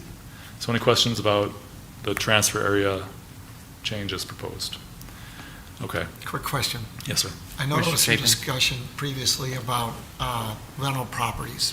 What we would look at typically in the past as a residential home. So those are now rental properties. Does this connect to that part of the conversation? It doesn't sound like it does. So for example, there's some rental properties in the Bailey School area. And there was some discussion, I know at the last meeting or the meeting before, about making those residential again, not rental properties. I don't think this connects to that, so maybe we haven't captured that concept here. Right or wrong, I just want to know for sure. I think that's a couple things. I think you're taking essentially the money from the fee in lieu, designating it to this new commission that's being created, and that could be one of the eligible uses that Okay, they so have within the new commission, they so could it's make not- a decision that way. Yeah, I don't think that would be, Doesn't necessarily connect I don't think that would be the specific geographic boundary. I That's think they good. could potentially Okay, buy. that makes sense. Yeah. That makes And I sense. just point out that you said residential and rental, I mean, so it'd be owner versus rental. And I think what you're saying is talking about a buyback program where the city would buy owner Yeah, or rental yeah, properties and yeah. make them owner-occupied properties. That could be a possibility, or it could be a use of funds, but I just point out that there's no causative relationship between Okay. rental and ownership Okay. and price.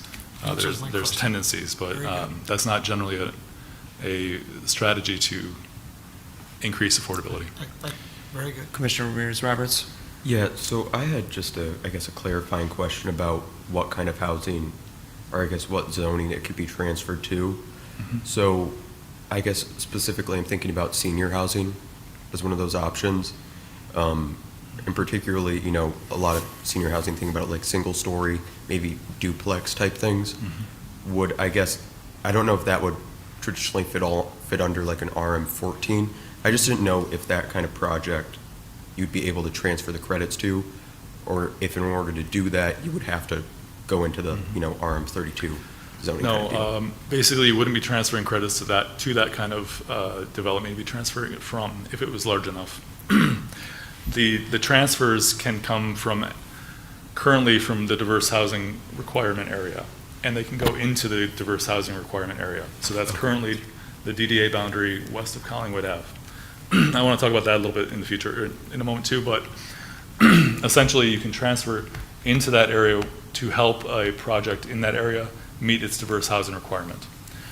So a senior living facility would automatically be diverse housing under our definition of diverse housing if they exceeded 25%, or if the requirement changes, I should talk about that too. Whatever percent is required for diverse housing, if that diverse housing project exceeds their requirement, the excess units could then be transferred into where it's required. So let's talk about that briefly, if I may, Mr. Chair. We are proposing to reduce the requirement overall for diverse housing. It's currently 25% of your residential units, if applicable, must be diverse housing. Based on comments we've heard from this commission and also from the council, we understand there's an interest in reducing that number. So we're proposing that would be reduced down to 10%. So you'd have to have 10% in a multi-family residential building. That would be, if the diverse housing requirement applies, that would have to be diverse housing. And similarly, a project that would be eligible to transfer credits, if they then exceeded 10% of their units as diverse housing units, they could then transfer all those excess units as credits to a project needing those credits to meet its requirement. Does this make sense? Okay, so we are proposing, based on what we've heard, to reduce the requirement from 25% to 10%. I do want to mention, yes, there has been some concern that's come up about expanding the area. I got to say, I have talked about this at least 2 other meetings, including the March 25th meeting. But we have talked about, there has been a discussion about when or where is this diverse housing area most appropriate. Currently, it's the DDA boundaries, which is essentially the north side of Grand River out to Valley Court Park, and just sort of along the north end of the buildings fronting Albert, all the way down to Collingwood Ave. The DDA boundaries extend east to Hagedorn Road, which include the properties on the north side of Grand River, but also on the south side, all the way down to Red Cedar. And so in discussions and what we've heard in public comment tonight is that, yes, in the current proposal, staff is recommending that we expand the area in which diverse housing is required. We believe that reducing the requirement from 25% to 10% and allowing many additional transfers could essentially reduce the total amount of diverse housing that we're seeing in the area in which is required. And with the extra mechanisms to get to meet your requirement, we felt like it was, and we've also heard this from council, an interest in expanding this area. We felt like this makes sense. If you're going to expand the area, where should it be to? Since it's currently the DDA boundary, but just to the west of Collingwood, we thought it might make sense to expand it to the east of Collingwood. There was a concern expressed in public comment too about the DDA's role. Typically, anything downtown is going to go to the DDA for review and recommendation before it goes to council for their public hearing. So like, as I mentioned, after action tonight, if you take action tonight, our next step would be City Council would schedule their public hearing, which would be scheduled sometime in the future. Likely it would be in June, if not later at this point. And there are two DDA meetings between now and then, although one is tomorrow. So we'd look at bringing this to the May meeting at least in typical practice, which would be to bring this to the DDA for a recommendation. But it has not been discussed at length at the DDA yet. So just wanted to mention that. And we're just noticing that Commissioner Overby is arriving at 8:45. I stole my line. Thank you. So there's certainly concerns about whether or not diverse housing, the requirement should be expanded. We're proposing to expand it to the DDA boundaries. Certainly want to have DDA's review and recommendation. But if you recommend this change to the ordinance, that change and all the other changes proposed would be included in the notice, would be included in the ordinance that's being noticed for public hearing by the City Council at a future date. Okay. Finally. Can I ask a quick Yes. Vice Chair. So some people commented tonight about this expansion of the DD area would cause an economic hardship to their business or to some people. Can you comment on that? I didn't quite follow why would that be an economic hardship?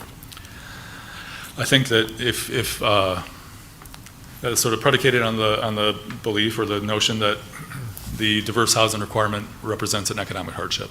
So by increasing the area in which it's required, now you're subjecting more people to the diverse housing requirement, which could change the economics of their property. I think that's the best I can give you. And would that affect property values? That's very hard to say. Commissioner Potts, did you have a? Just a comment for clarity on, we have the summary of the recommended changes at the top of the staff report, but the change of, I'm sorry, thank you. We have the summary, in the staff report, we have the summary of the recommended changes, but I don't see the recommendation of changing the diverse housing requirement from 25 to 10. Can that be included in the summary as well, just for visibility? Thank you. Yes, I think it's on page 7, item 2. No, but on page 1, there's a summary. Oh, okay, I understand. And that's not included in there, and I think it would, if you didn't scroll down to page 7, you wouldn't see it. Got it. Well, we're just assuming that the Planning Commission's reading all the pages. That's well noted. I'm the guy who reads the whole thing and makes sure the summary you matches. are, that's for sure. So yes, that is certainly included in the sample motion, yes. And it's been discussed in past, but yes, it's not called out in the summary, and I appreciate you mentioning that. Yeah, not a problem. Okay. Mr. Chair, are you good if I address the last few concerns that came up? Yes, and then I had a comment, so go ahead. We talked about moving the diverse housing requirement out of the special use portion of the zoning ordinance and into a more general building height overlay district section, which would essentially also be changing the properties and the type of projects that would be subject to the diverse housing requirement.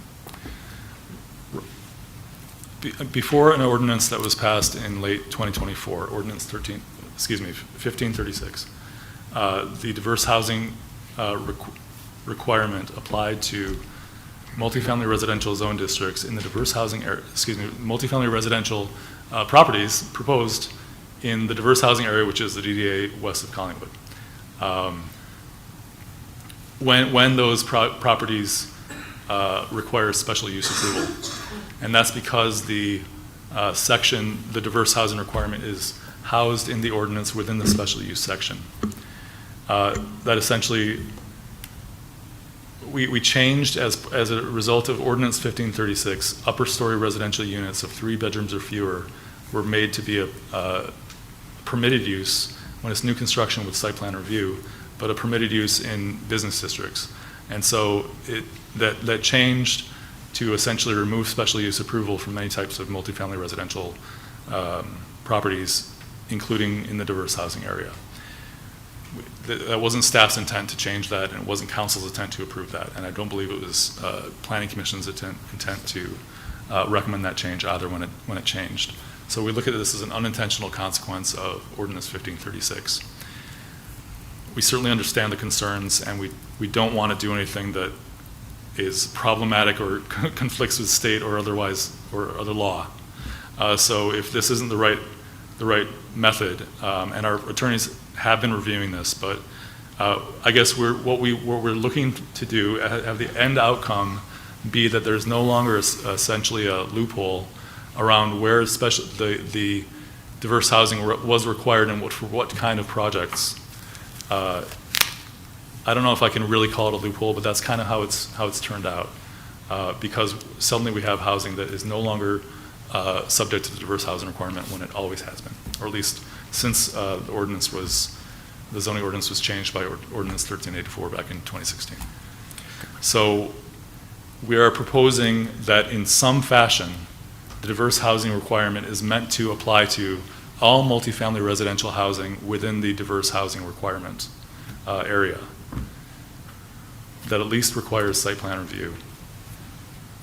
I'm not sure about other types. We have essentially by right, which is building permit, site plan review, which comes to the Planning Commission and currently City Council, or special use, which comes to Planning Commission and City Council. And there was also just another, what I would consider minor change, that in that same section, there's a discussion about additional building height that is unrelated to the diverse housing requirement. We think that it makes sense to clarify that language by also moving it out of special use and moving it into the building height overlay district or a similar section subject to legal review. So I just wanted to, I guess, address that. Any questions about that or anything else we've talked about tonight?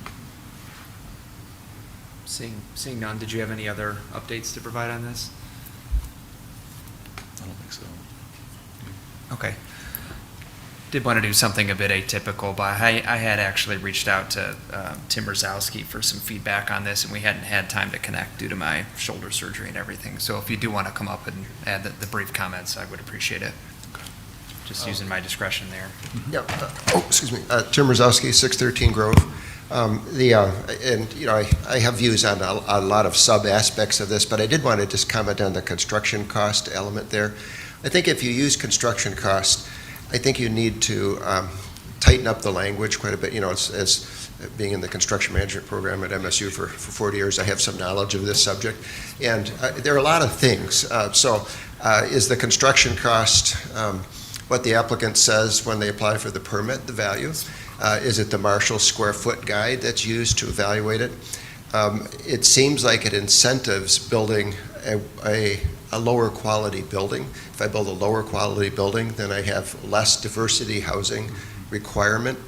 So, and does construction cost, does it include the cost of the bonds, the cost of the insurance, the cost of the AE fees, the F&E, the fixtures and equipment? So I think construction cost really needs to be tightened up in terms of what the definition of it is. Does it include Landon mentioned corridors or utility rooms? Very difficult, you know, you're building a 15-story building, very difficult to isolate what portion of the structural frame or the foundations or the caissons could be separated out for the, say, the first floor occupancy. So to me, I don't think construction cost is the cleanest, easiest way to do it. You know, whether that's per bedroom or per unit. I mean, those things are much easier to count. But if you do with construction costs, you really have to narrow the definition and define what construction cost means. And I don't know if when the city did the study of the other ones, whether maybe those cities have very, very clear definitions of what construction costs are. That's what I wanted to comment on when I heard that part, so, but, all right, thanks. Thank you for the background. Okay, any additional questions or comments? Commissioner Shaken? Well, I was hoping for some internal discussion. Yeah, that's Is what, that, okay, I so think we'll we, wait for unless that. there's any comments for Commissioner Denault, did you have a question for city staff? If not, okay, I suggest we discuss openly for a little bit with the potential motion looming. Sure. Do you want to kick us off? Sure, I'll start. First of all, I want to let you all know I spent the afternoon looking at the video of the March 25th meeting and the April 8th meeting so that I was up to speed. And you don't need to hear this from me, but I really appreciated the commentary from the commission, the questions, the dialogue, made me feel really good to be part of a group like this. So you don't need to hear that from me, but I'm going to say it anyway. So I left at about 6 o'clock today, having just finished the last little bit of my review on video, kind of fired up. I'm thinking, Heather, you did a great job with some research from around. We don't like the Evanston model, that's for sure. But I left thinking, we got to make this happen. And we have sort of an antiquated methodology in place right now. We spent a lot of time reviewing this. And I thought, we want to be part of this. We want to move this forward. The numbers can be calculated in a lot of different ways. In fact, Tim just identified, how that construction cost, which was one of my questions here, could be construed in a lot of different ways. So, but getting a number out there, getting a plan out there that finds some kind of good balance between development, encouraging development, this is nothing new, here in the city of East Lansing, and providing some affordable housing or some diverse housing. I think we're kind of confusing those terms a little bit. We want to be part of that. I think everybody in the audience wants to be part of that, as well as the commission wants to be part of that. How we tweak this is kind of subject to conversation tonight and beyond. I'm comforted, Landon, by you saying that, let's remember that DDA is going to review this. There'll be a planning or a city council public hearing. And so I think it's kind of inherent on us to kind of move something forward. I hear loud and clear the concern about moving the area east of Collingwood, and how that's going to be problematic in some ways. I also hear what Landon's saying about how we got there, and I heard that theme sort of pop up in our conversation as I was reviewing the video as well. Could we move this out of the traditional DDA? I'm sort of inclined. I'm really kind of interested in the feedback here tonight, but I'm sort of inclined to move this forward. And I think there's some glitches here, and maybe the process will allow us to refine those glitches, but I think we have something really significant here and important for our community, and I think we need to move this forward, and that's kind of what my orientation is tonight. So, but I'm not all there. I'm very interested in what everybody says. Some minor modifications I'm going to make and propose when we're done with this discussion, but I generally agree. Commissioner Denault? I think I would just agree that, right, we've gotten some great input from city staff. Landon, do you want to? I'll wait. Oh, okay. We've had some great input from city staff, some great research that I think has really helped contextualize what we're trying to do. And I really think the conclusion that we came to at our last meeting was providing a menu of options was more desirable than just a few options. And I think that that's what we're doing here. I think I was the one who might have suggested that we expand outside to the entire DDA. So, developers, I guess, if they want to throw firebombs in my front window, that's fine. But I think that that's a really useful way, right, to sort of spread out where we're trying to encourage more diverse housing. I did have two questions that I only remembered after we started the discussion portion. The first one was, Landon, it sounds like y'all have done a great job of reaching out to developers to ask for their feedback on the plan. But I also wonder, have we reached out at all to groups like the Capital Area Housing Partnership, right? So groups that are, right, because I think we've decided that this ordinance is meant to both encourage development, but also to increase diverse housing. And so I just want to make sure that both of these sort of stakeholder groups are being consulted in equal measure. And then my second question was about the transfer credits. So, right, we've already talked a little bit about the Abbott and the, Parcel C, I think they call it. I wonder if there's a way that we can, and maybe city staff have already thought about this, but a way to prevent a Parcel C situation from ever happening again, right? Where a developer says, oh, I will build a whole other building that is 100% affordable housing, but they prioritize it second, right? And I think that there has to be some sort of mechanism for holding developers who say that to account. Commissioner Potts? One thing that we talked about, at least at the last meeting, was to include some sort of language in this about a review period for what rates we're charging. I know, like, we threw out like annual to start with and then wind it down after, I don't know, 5 years, just something like that. But, just a reminder, this is new for us, and like it just behooves us to make sure that we have checkpoints built in, because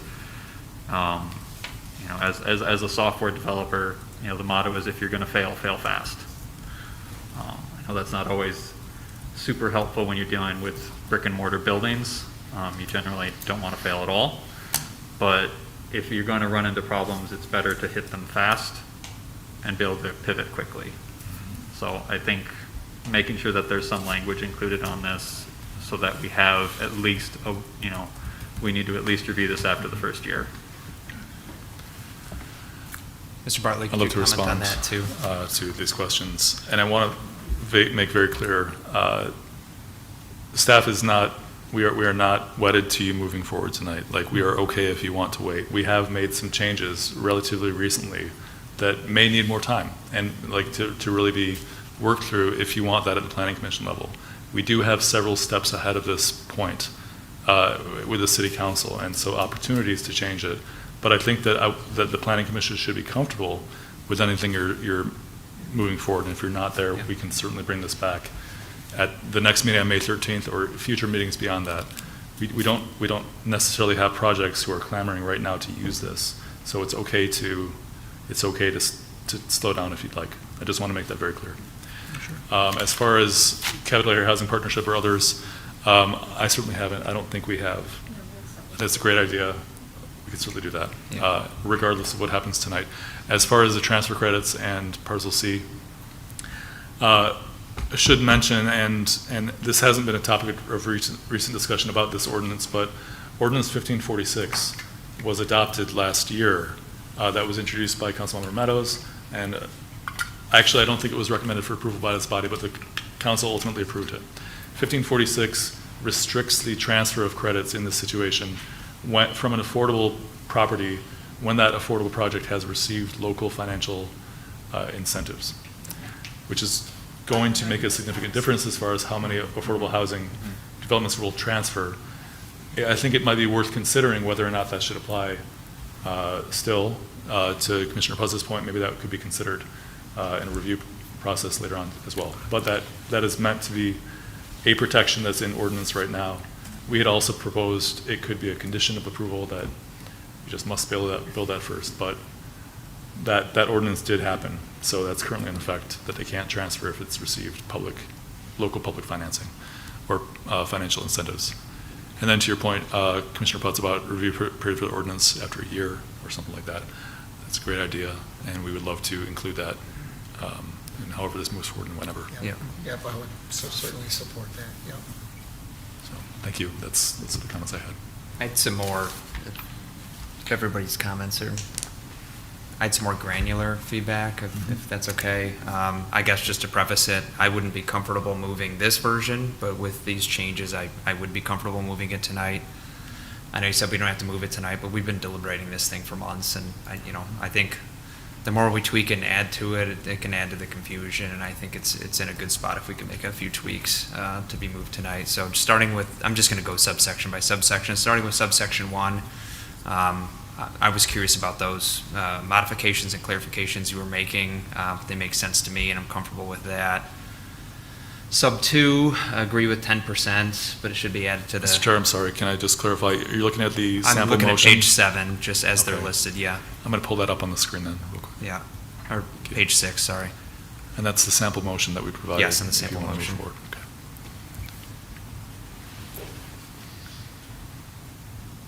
So the first one, again, fine with clarifications, good with the 10% listed on item 2, although I think it needs to be added to the summary, as Commissioner Putz pointed out.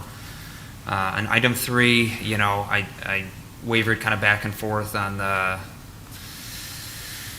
square footage or the per unit. I think construction costs, again, it's another metric that can be gamed. I think there's more clarification needed. I don't think we need to do that tonight. I think we can pass that note along to the city attorney to clarify what that actually means and how that standard can be held, and what other ordinances specify. But I think of the 3 metrics, that's my preference. At least at this point, I can be convinced otherwise. Item number 4, regarding the composition of the commission or committee, I think it should be specified that there should be at least 7 members.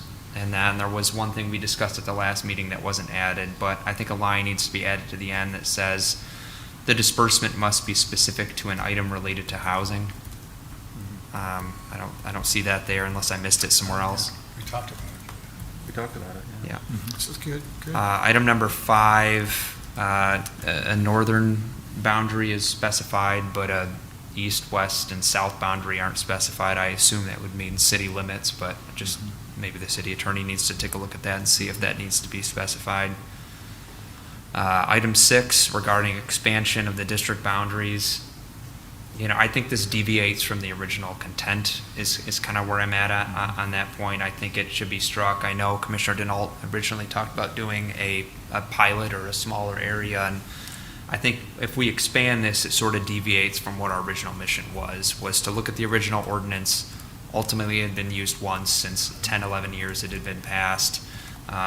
Let's try to swing the pendulum and incentivize it to be used more, to spur development, to get more of the housing types and other parameters we're specifying to be built.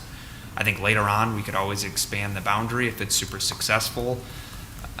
This is sort of a living program as I see it. If developers are steering really towards fee and lieu instead of some of the other options, we can adjust those over time. But at this point, I would suggest striking that. I think it's added to the confusion. It's created a whole separate side discussion. Maybe you guys feel differently. Maybe city council will feel differently. But I think at this point, I think the easier path forward is just to strike that. And that's essentially kind of where I'm at on it. I think you guys did a tremendous amount of work. A lot of research went into this. A lot of city staff time went into this. I truly appreciate it, and I want to be respectful of that and try to move this forward in a meaningful way. But I'm happy to hear any additional thoughts. Commissioner Denault? I had a comment too about item 4 about the commission or committee. I think one of the things that we discussed was also having language that specifies that someone from the Planning Commission and the Housing Commission should be on that. So if we can add that language as well, that would be really helpful. I think I also would be amenable to what Commissioner Ramirez-Roberts suggested about adding LEED certification as another perhaps 0.5 point value that could be stacked. I understand that a lot of the things that we're already offering here would be part of a LEED certification.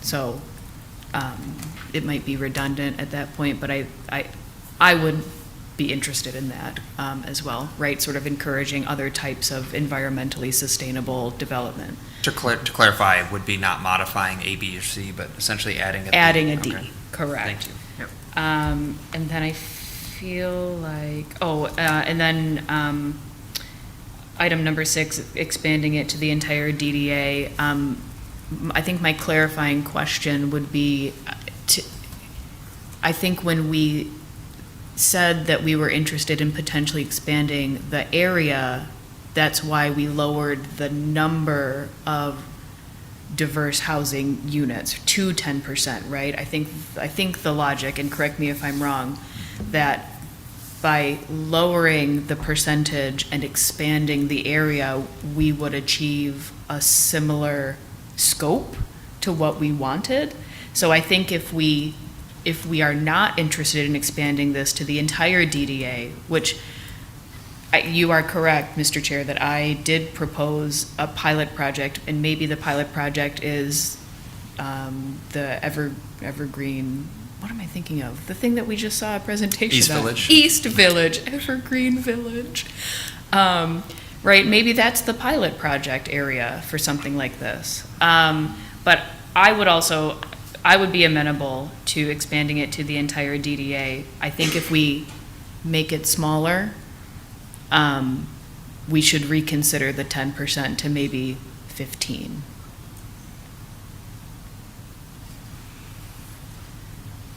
Any other comments? Josh? Yeah, this is my first time getting to speak on this, so I'm kind of jumping in late.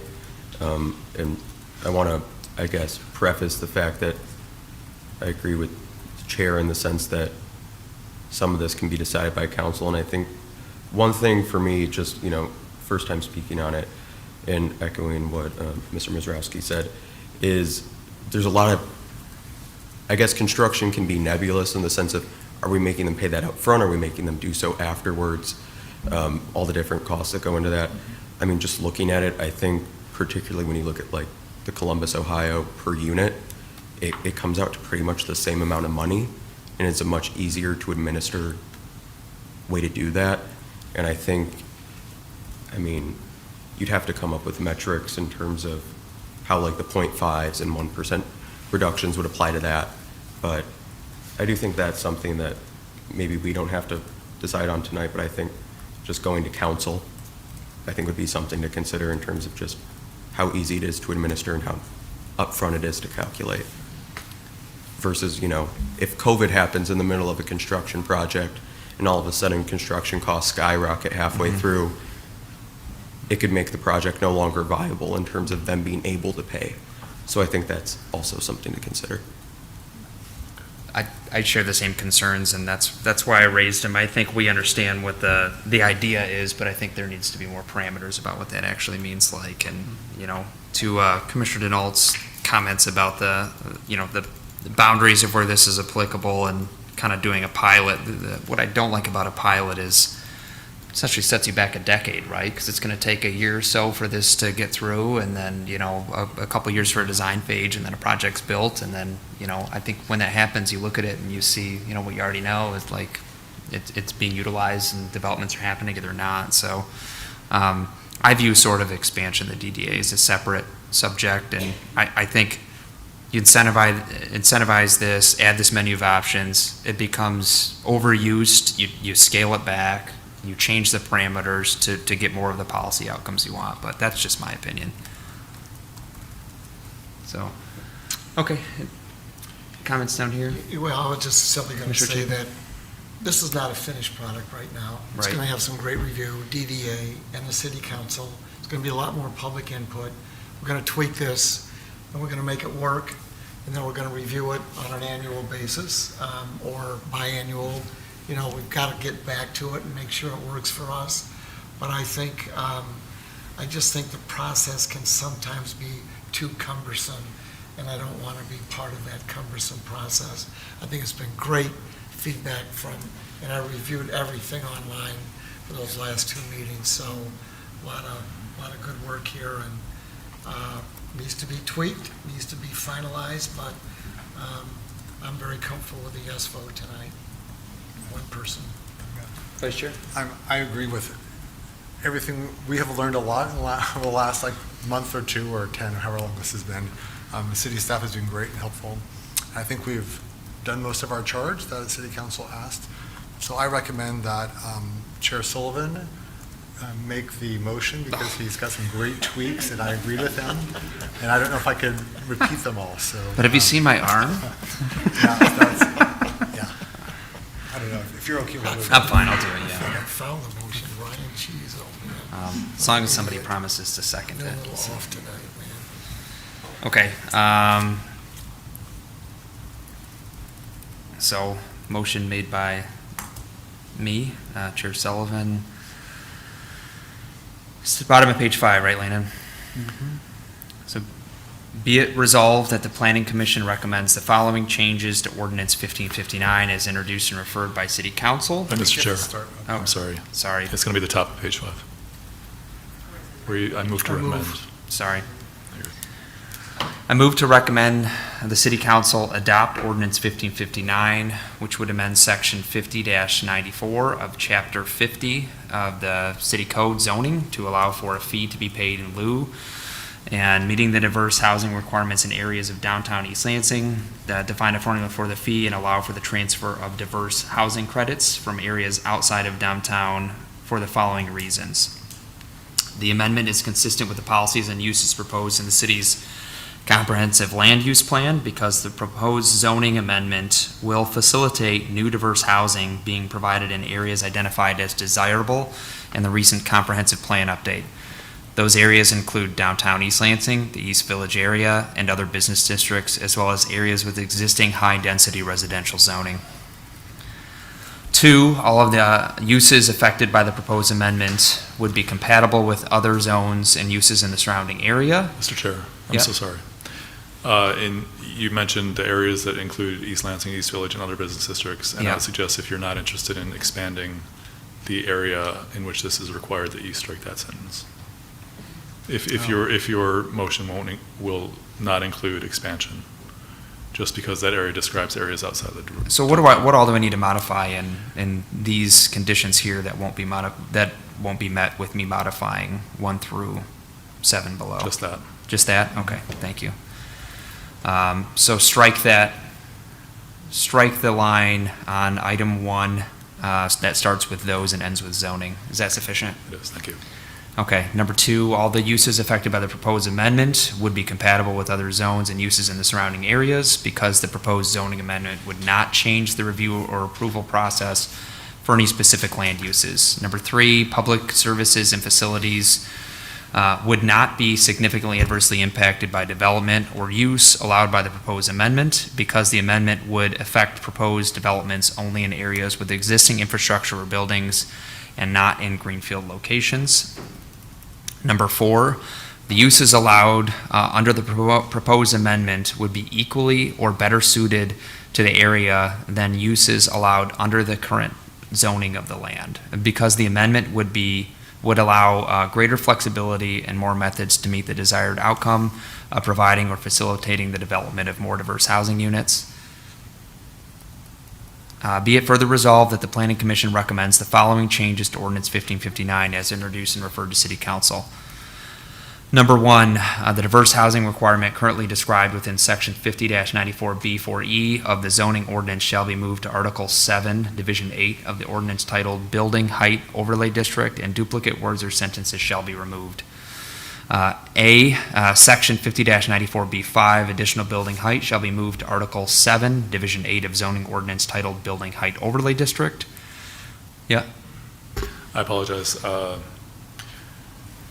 This is the section about moving the text within the ordinance that we've had some concerns about legal jeopardy, and I would suggest that you might reword that to say, and shall be moved or reworded as appropriate.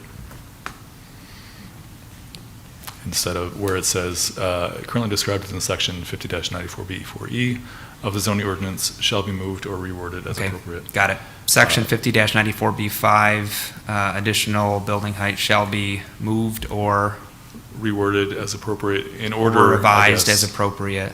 In order to meet the outcome of applying to residential uses within the diverse housing. In order to area. meet the requirements of Diverse housing. diverse We're- housing. I guess we're eligible. Okay. I think that we can also refer back to our discussion, if you'd like. You can say, and according to discussion during the making of the motion. In accordance to discussion when making the motion. Thank you. Got it. Thank you for walking me through that one. Keep me on my toes. Number 2, the diverse housing requirement currently described within section 50-94B4E of the zoning ordinance, which currently requires 25% of applicable residential units to be marketed and/or sold as owner-occupied housing, or housing offered to and restricted to residents 55 and older, restricted to lower moderate income housing, or restricted to some other occupancy that would add diversity to the area shall be reduced to 10% of applicable residential units. Number 3, applicants may propose a fee in lieu of providing diverse units on the subject property in the amount of 15% of construction costs. 5% of construction costs of all building space dedicated to residential use. This will be further clarified by the city attorney and/or city staff. The amount may be reduced by 1% in exchange for constructing a mass timber building as defined within the zoning ordinance. The amount may be further reduced by 0.5% for providing a transit pass to every residential tenant for 5 years beginning at occupancy.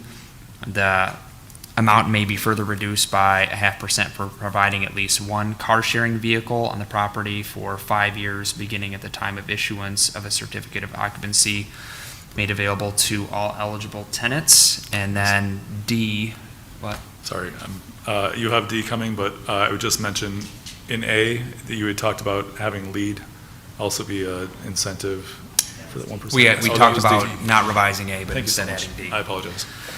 So item D, the amount may be reduced by 0.5% in exchange for constructing a LEED certified building as defined within the, is that in the zoning ordinance as well? I would suggest specifying which lead, so probably lead gold or higher. LEED gold or higher as specified in zoning ordinance? Sure. Got it. Okay, item 4, a commission or committee of at least 7 members shall be created and appointed by City Council for the purposes of recommending disbursement of any fees received in lieu of providing diverse units on the subject property. At least 2 members shall be from the Planning Commission and Housing Commission. The disbursement must be specific to an item related to housing. Yes. I'm so sorry. Can you please clarify? Do you mean 2 members from each Planning Commission and 2 Housing members, Commission? Total? one from each the Planning or Housing Commission. Thank you. Yeah, thank you. Item number 5, the diverse housing requirement may be met by transferring credits for diverse units provided within properties located elsewhere in the city and providing more diverse units than would be required for the same project if subject to the diverse housing requirement. A credit may be transferred for excess diverse housing units for properties located south of Saginaw Road and the east, west, and south boundaries defined by city staff and/or city attorney as necessary, and having either B3 or EV zoning. 1 excess diverse housing unit shall transfer as 1 credit to a proposed development subject to the diverse housing requirement. And B, credits may be transferred for excess diverse housing units for properties located south of Saginaw Road and having B2, RM32, or RM54 zoning. 1 1/10 excess diverse housing unit shall transfer as 1 credit to a proposed development subject to the diverse housing requirement. For calculation purposes, fractional units shall be rounded down.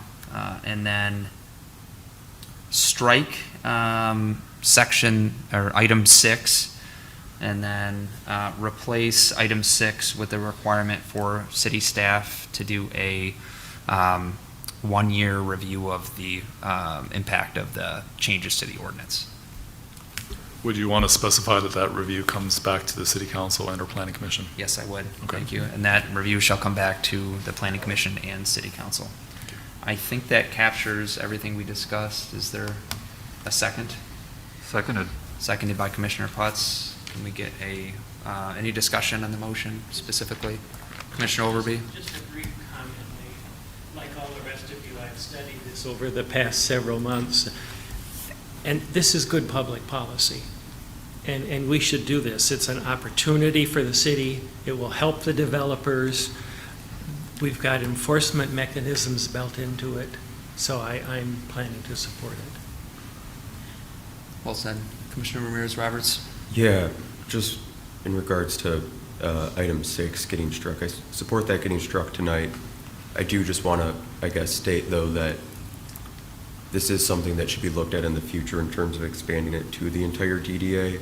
The area as it stands right now is really quite small, and with quite a few projects having been built in there already, there's only so much you can develop it. So if we really want to maximize the benefit of the program, we should be looking at expanding that later on. Agreed.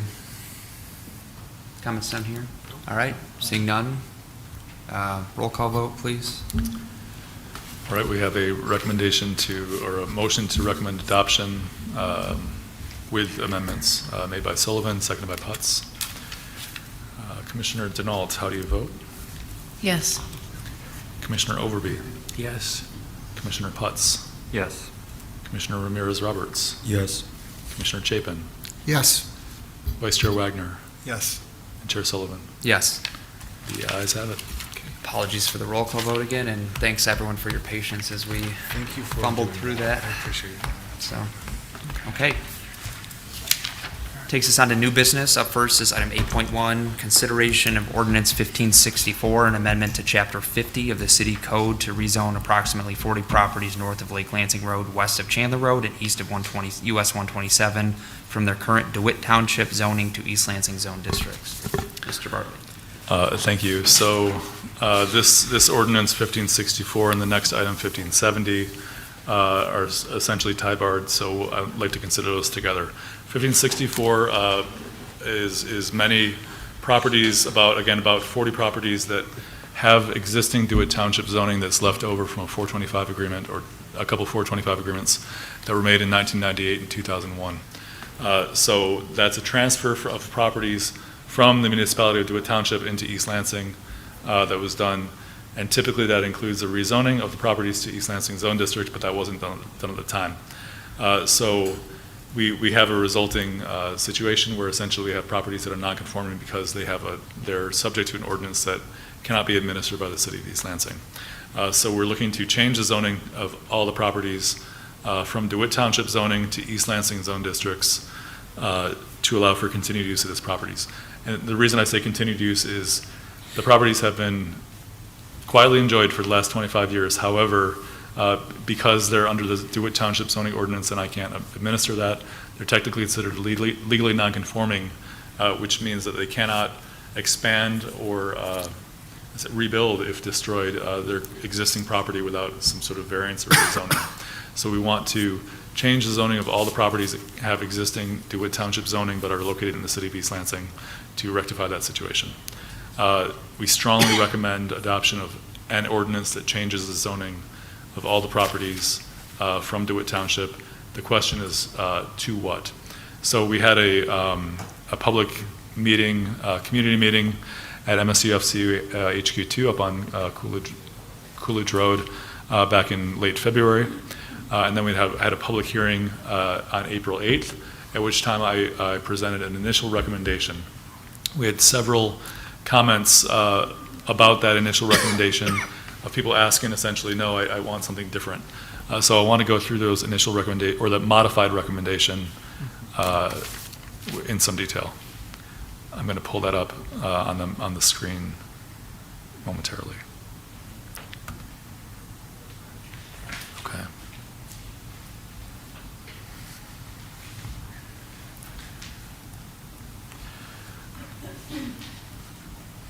Okay.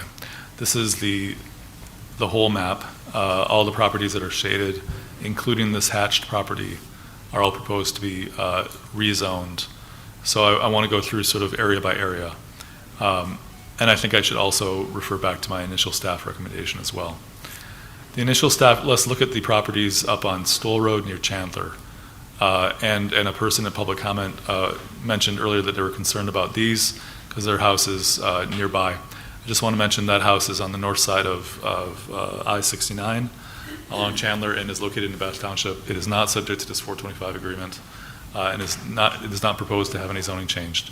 And it's about 3,500 feet from the property on Stoll that's proposed to be changed. So that property would not receive a notice because it's well outside the distance that we'd send a mailer.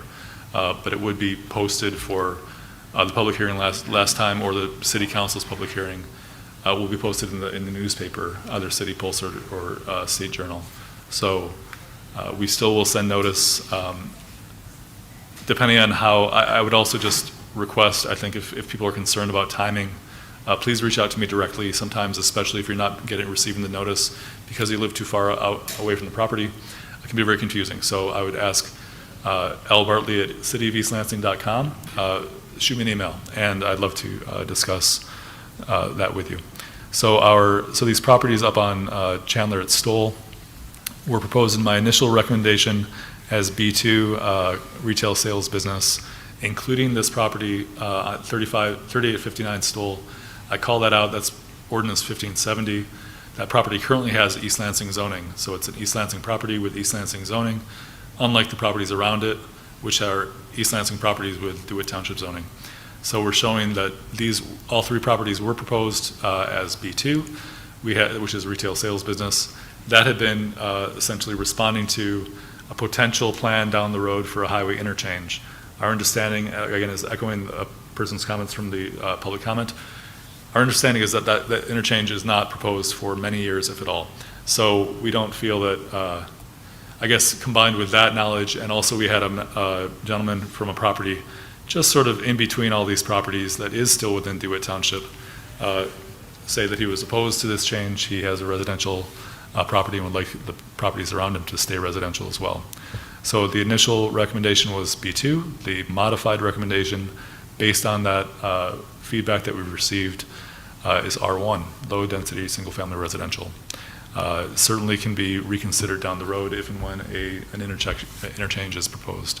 But at this time, since that's not the case, and the prevailing land use in the area is residential for that corner, we propose to maintain that. And I should mention that the property to the south, which is the Eagle Eye Golf Club, currently also has R1 residential zoning. Any questions about those properties, about that end? And just so I'm going to kind of speed through this for the next ordinance at 1570, because that's about these properties. As far as the initial zoning recommendation for this property next to DPW, that's currently proposed to remain the same as the initial recommendation, which would be RM22, medium density multifamily. That's proposed to remain the same in the modified recommendation.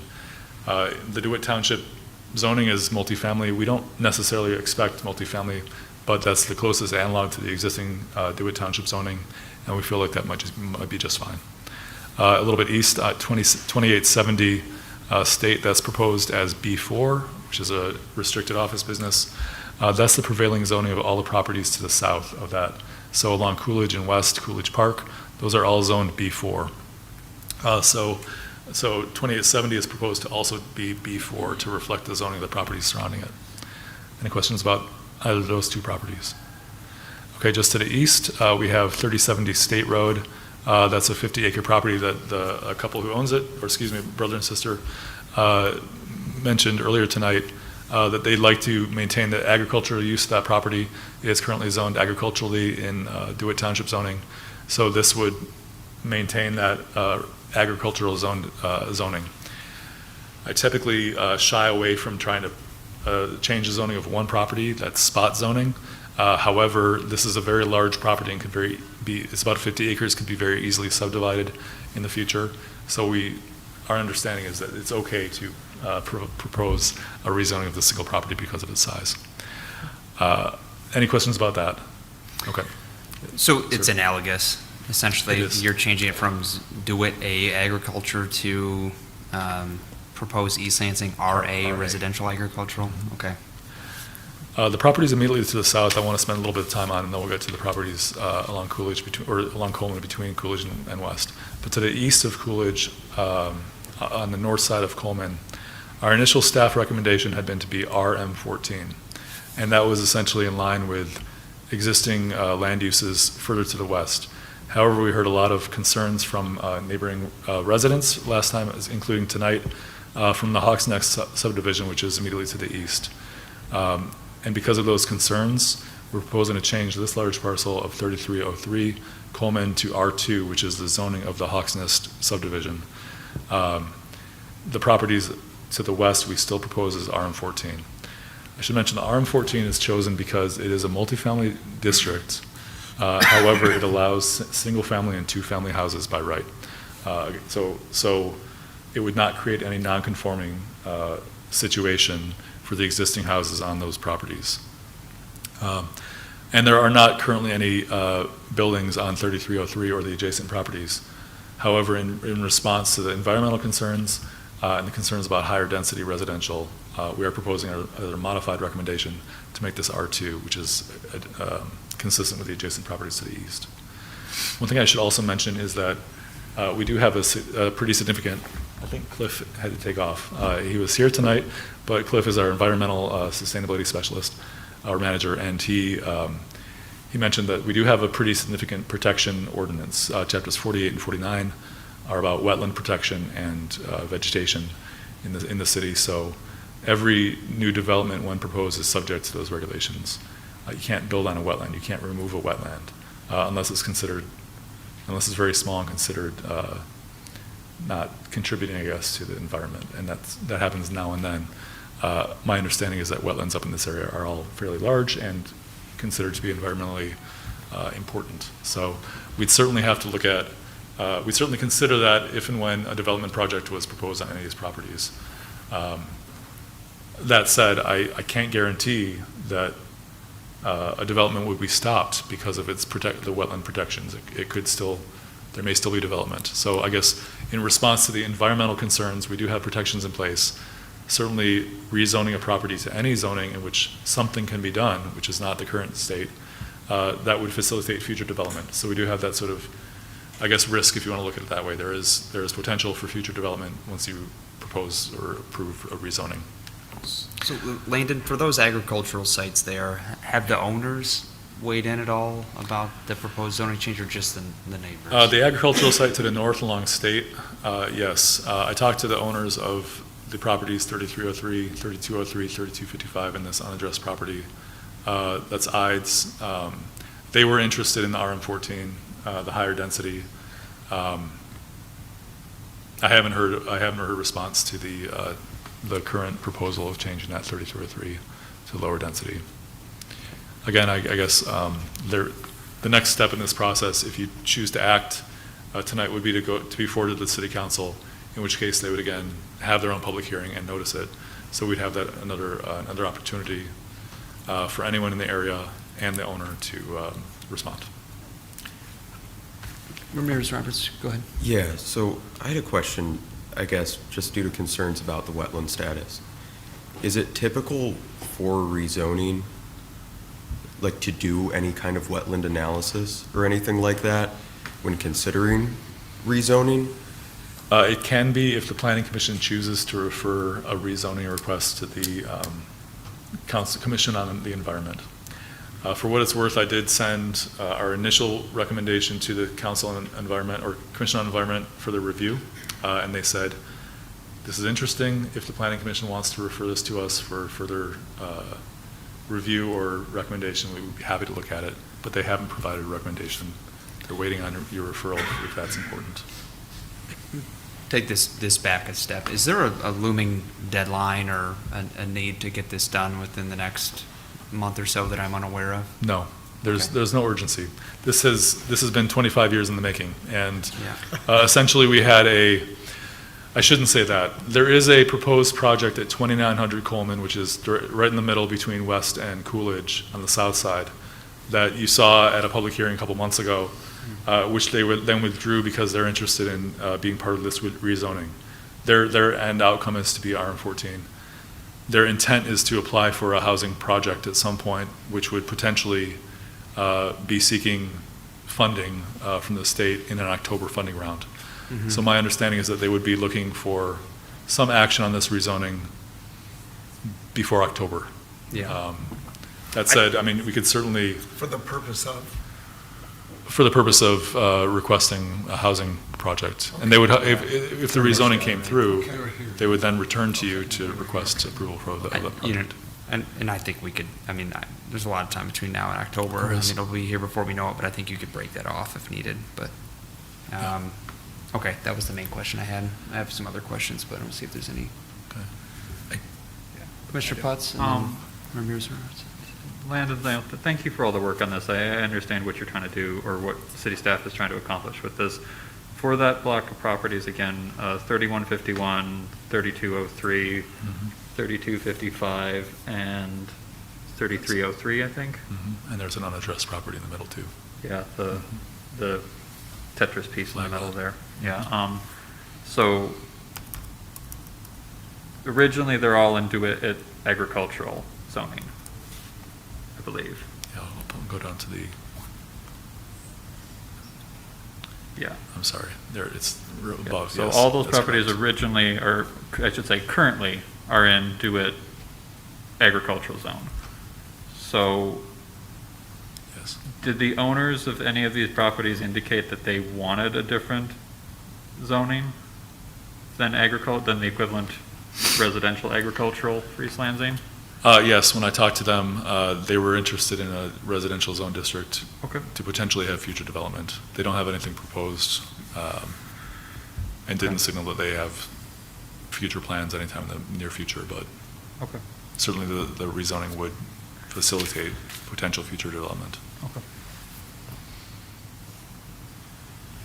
Commissioner Ramirez Roberts? Yeah, I guess, and I don't know if this should wait until later or not.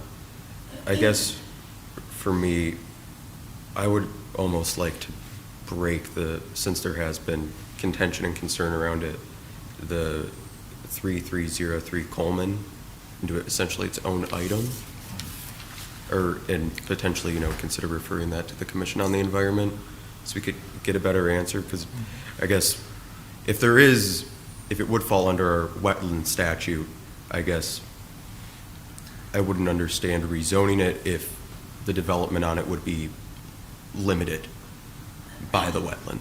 So I feel like we should probably get a better understanding of that first so we can figure out the best zoning for it.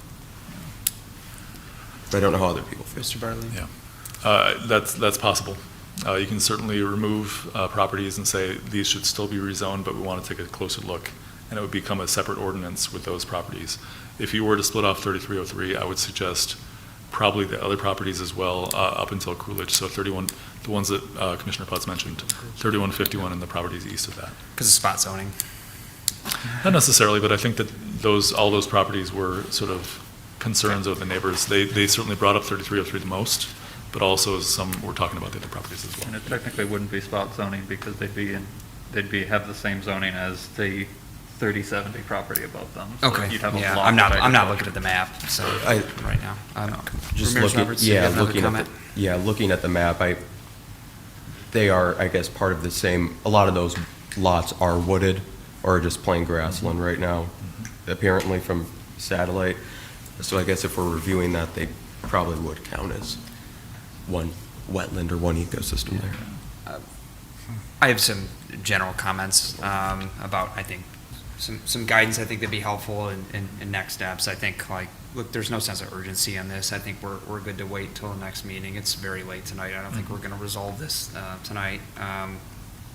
My thoughts are, unless a specific property has asked to rezone to something different that's not analogous, then everything should remain as analogous as possible that prevents any spot zoning or issues. I mean, look, I understand what you're trying to do. There's a lot of logistical and legal issues you're trying to solve because it's been 25 years since these properties have been annexed by the city of East Lansing, and it's not DeWitt anymore. And at some point, they need to have an appropriate East Lansing zoning. I think what we heard from the public is there's concerns about potential changes to zoning in certain areas, and in particular, if it's from a property owner, I think we need to be cognizant of that. But I'd like to give just a couple more weeks for public feedback, and then we can discuss next steps when we're a little bit more. Okay. Can I mention, I think the last sort of area that I didn't really touch on too much, though, the sort of southwest area. Just these properties closest to, between Coleman and between Coolidge and West on both sides of Coleman. My modified staff recommendation for that is essentially the same as the initial for RM14 for all those properties, including 2900, which is in the middle. Again, that's because we know that we have an interest in additional housing, and we don't want to create any non-conforming situations. And so I wanted to look at the RM14 as a possibility to have not just 1 and 2 families, but those are currently permitted in that district, so we would not be creating nonconformities, which is the whole sort of purpose of this rezoning. We had an initial interest from a gentleman in the northeast corner saying retail. He's since gone back and said, no, I want residential, and that's fine. This reflects that residential interest. There was some interest in retail business on the southeast corner. We felt that after considering that in some detail, we felt that might require some additional planning and some sort of additional, I guess, scrutiny as far as whether or not a retail district would be appropriate at that intersection. And then the properties to the south along West 16, 825, 51, and 77 are currently proposed on the modified recommendation for B4, which is the same zoning as the prevailing zoning to the south and west. That would create, I believe that there is at least a house on at least one of those properties, and that would create a nonconformity. In a modified staff recommendation, that's just meant to match the rest of the surrounding zoning. I think that if the Planning Commission is interested in not creating that situation, you could also stick with the residential zone. I'd suggest RM14 because that's my suggestion for the properties to the north. We could explore other ones too. So just wanted to bring that up. Any questions about that, or how you'd like to? It sounds to me like you'd like to postpone this until the next meeting on May 13th. Is that? Yeah, I think it's semantics, how are you but feeling? essentially not act on it until the next planning commission meeting to give the public a little bit more time to engage and us to take a closer look at this and see if there's any additional recommendations or emails come in. But, again, to reiterate, I think anybody that spoke tonight, especially if it's their property, I think that should be considered. I just mentioned if you're inclined to postpone this one, that you'd also postpone the next item, which is 8.2. High Board. I think we're talking about 8.1 and 8.2. Yes, correct, both items. Yeah. Yeah. Good call. Okay. So, I don't know, any additional thoughts on that? I don't believe we need to vote on that, right? You should. It would be nice to okay. have a motion if you're going to postpone it. I'll just make the motion real quick. I propose postponing items 8.1 and item 8.2 to the, what's May the date? 13 is the next scheduled To the meeting. May 13th Planning Commission meeting? Mhm. Is that sufficient? Sure, or May 27th is past that. If you Do the prefer that. 13th, and then we'll Can we have it get on the Cliff to agenda. do some work in the interim to Yep, address with, some of the with the questions? direction of city staff to take into consideration recent public feedback, adopt the zoning as analogous as possible to current zoning, with consideration of spot zoning concerns, so. I think that's What about 3303? 3303. Are we going to send anything to the Commission on the Environment before we vote, or? I think that could be, I mean, it's a separate vote, but that gives us a couple weeks, and, I mean, they would probably not consider it between now and then, so it would delay it even further, but. Yeah, I believe the next meeting is Monday of the Commission on the Environment. I believe it's May 16th. Excuse me, that's not a Monday. May 18th. I think it's May 18th. Thank you. Okay.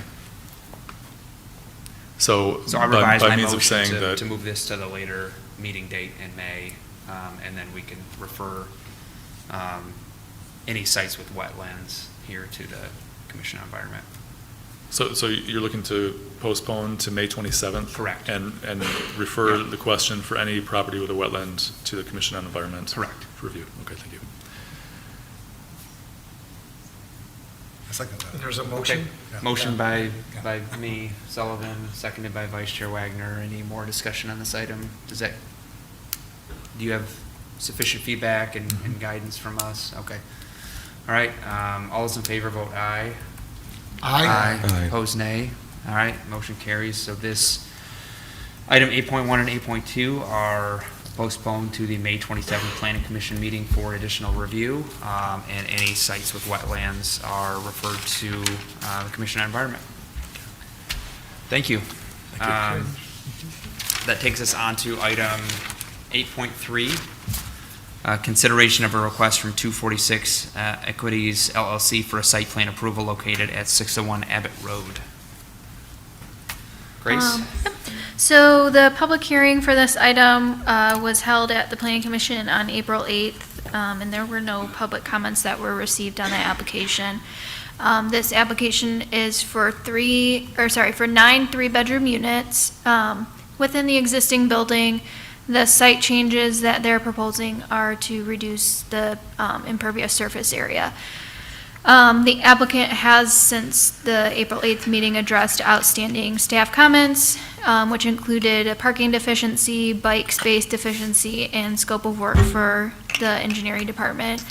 The multifamily recycling will be required to be provided, but the location has not been shown on revised plans, so staff recommends a condition in an approval motion explicitly requiring recycling, just to address that.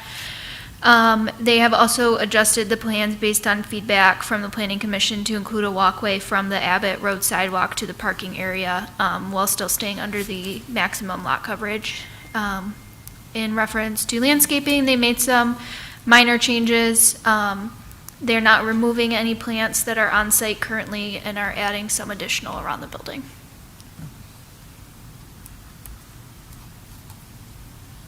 Questions for city staff? Commissioner Denault, and then Ms. Roberts. I just wanted to clarify, it looked like in the most recent plans that we received that they did add a recycling area outside next to the dumpster. Are y'all referring to adding a recycling area, like collection area inside as well, that's not being shown? If that's something that you guys are interested in, I know there was a discussion of that, but. Public Works, I only mentioned it last meeting because Public Works says it's required. Yes, yeah, Okay. they are required to have it. I Okay. just meant, sorry, I might have misspoke when I said, but I meant if you guys are wanting them to provide something indoors. But yes, as long as they are providing it, they meet the requirement for Public Works. Great, Ms. Roberts. Yeah, I have a question about the parking aspect.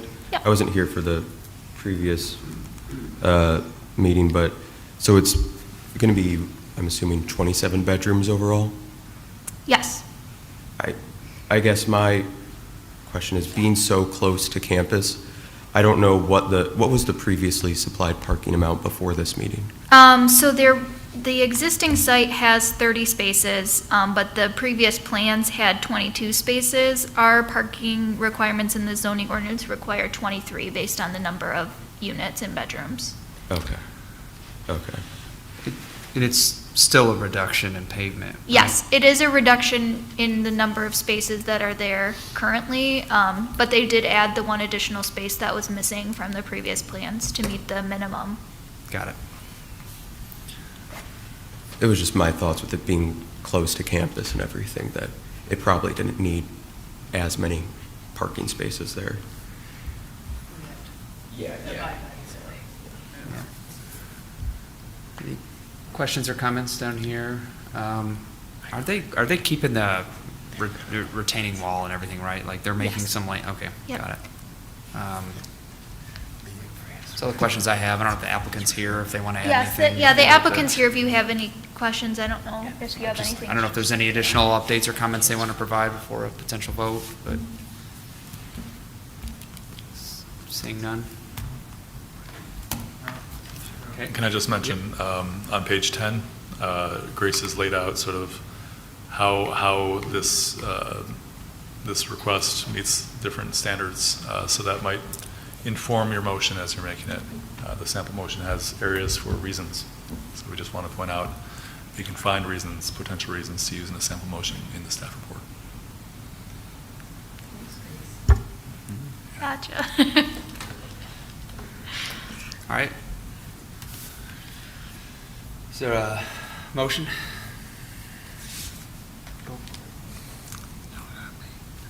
I can't. Not it. I'll do it if someone helps me with some of the reasoning. Okay. I move to recommend City Council approve City Council approval of a site plan request from Andrew Abood of 246 Equities LLC, including site plan approval at 601 Abbott Road for renovations of the existing office building into a 9-unit apartment building and associated proposed site work. Findings. This decision is based on the following findings and determinations as to each standard applicable to the site plan proposal under Section 5038 of the city's Zoning Ordinance, with reference to and reliance on the applicant's application, plan submissions, public testimony, city staff analysis and review, and other submissions relative to its proposed development. Number one, Section 5038 1A through D requires the site be designed and developed to provide a logical relationship between functional elements to effectively serve the purposes for which it is to be developed and to be reasonably compatible with surrounding properties. The proposed use meets this requirement because It aligns with the comprehensive master plan it aligns with a comprehensive master plan. and matches surrounding Oh, it matches the surrounding environment. Uses. Use code, okay. Thank you. Number two, Section 5038 2A through D requires the site to be designed and developed to minimize the disruption or loss of its desirable natural elements and to enhance its overall appearance by incorporating those elements into required open spaces and setbacks. The proposed use meets this requirement because, let me see. If you look at number 5, under environmental protection. What page is that on? The applicant has proposed a reduction in impervious surface area, leading to less project runoff compared to existing conditions.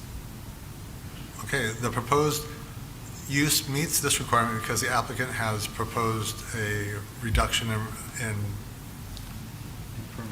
permeable, impervious surface. Impervious surface. On site leading to less runoff. Okay, on site leading to less runoff, thank you. And then no proposed storage of hazardous substances on site. Okay, and there's no proposed storage of hazardous substances on site. Yeah. Thanks. Number three, Section 5038 3A through Q requires the site to be designed and developed to provide safe and efficient access for all forms of travel and to minimize impacts on adjacent public facilities. The proposed use meets this requirement because It maintains the existing access drive, Yeah, which is like item number 3. entryway and exit ways. Okay, the proposed use meets this requirement because it maintains the current access drives and exit. And it meets the minimum parking requirements. And meets the minimum And parking bike spaces. requirements. And bike spaces. Thank you. Section, this is kind of messy, but it's simple. Thank you. It takes a village here. Section 5038 4A through J requires the site to be designed and developed to facilitate the efficient provision and maintenance of adequate public spaces or services. The proposed use meets this requirement because It's serviced by municipal water and sewer. it is serviced by municipal water and sewer. And it includes dumpster. Oh, and it Includes dumpster services, yeah, and trash service. Has ample room for emergency vehicles. I don't know if that falls under that. Yeah. And recycling services. And recycling, yeah, thank you, and has ample, or how, meets the requirement of. I think that's sufficient, yeah. I think you're good there. Yeah, that's sufficient. Okay. Recycling services, sorry. Okay. Number 5, Section 50-38 5A through J requires the site to be designed and developed to minimize any risk of pollution of natural resources and to protect public health, safety, and welfare. The proposed use meets this requirement because Impervious surface reduction It less reduces runoff. impervious surfaces, and there's less runoff of storm. And then, Stormwater calculations show a decrease in runoff from the site. Yeah, a reduction in Projected to 10 stormwater, years. no trees are proposed to be removed. and there are no trees that are proposed to be removed. Okay. Okay, number 6, under section 50-386A through E, unless the project is exempt from this requirement pursuant to subparagraph 50-386D, the site shall be designed and developed to contain public art as defined by section 2-313 of the city code. Here, the proposed project meets the requirement for exemption under section 50-386D2 because it is a renovation of an existing building with a total project cost of less than $500,000. Moving on to approval conditions. Pursuant to zoning ordinance sections 5036D and MCL 125.3504, the above approvals are subject to compliance with the following conditions of approval, which the commission finds to be reasonable and necessary to ensure that the plan conforms to all applicable requirements and to otherwise comply with the requirements applicable to approval conditions under section 5036D and MCL 125.35044. Number 1, approval is in accordance with the plan provided by the applicant and per testimony subject to revisions as required. Number 2, all required permits shall be obtained from the Department of Planning, Building, and Housing for all interior renovations as well as for exterior signs in accordance with Chapter 32 of the City Code titled Signs. Number 3, the project shall be designed and developed in accordance with all applicable state and local statutes, codes, and regulations. Number 4, the applicant shall provide adequate recycling service to residents. Number 5, the proposed dumpsters on site shall be screened as required by zoning ordinance section 50-147. And 6, all plant materials installed shall meet the size requirements of Article 9 of the zoning ordinance. That concludes the motion. Second. Moved by Vice Chair Wagner, seconded by Chapin. Any discussion on the motion? Seeing no discussion on the motion, all those in favor vote aye. Aye. Opposed, nay. Motion carries. Item 8.3 is approved and is now on to City Council for review at a subsequent planning commission, or a subsequent City Council meeting. Okay, that takes us on to item number 9, Commissioner concerns. First up, sorry that tonight took so long. We'll get through it quicker in the future. Any other concerns? Concerns about the length, is that why you were? Yeah, I'm concerned about the length. No concerns at all. I bear some responsibility in that It happening. was a lot of heavy stuff on the table. You did a nice job. Thank you. I do have a question about our process now for this. We're reading a lot of stuff, and I feel a little strange not having, I mean, I understand that it's up to us to figure out the conditions and fill in the because, but I mean, it seemed a little bit strange. So, a little cumbersome. I think we can work on that process, right? right? Make it. I think we've discussed whether we could use some sort of table with some reasons or try to fill them in.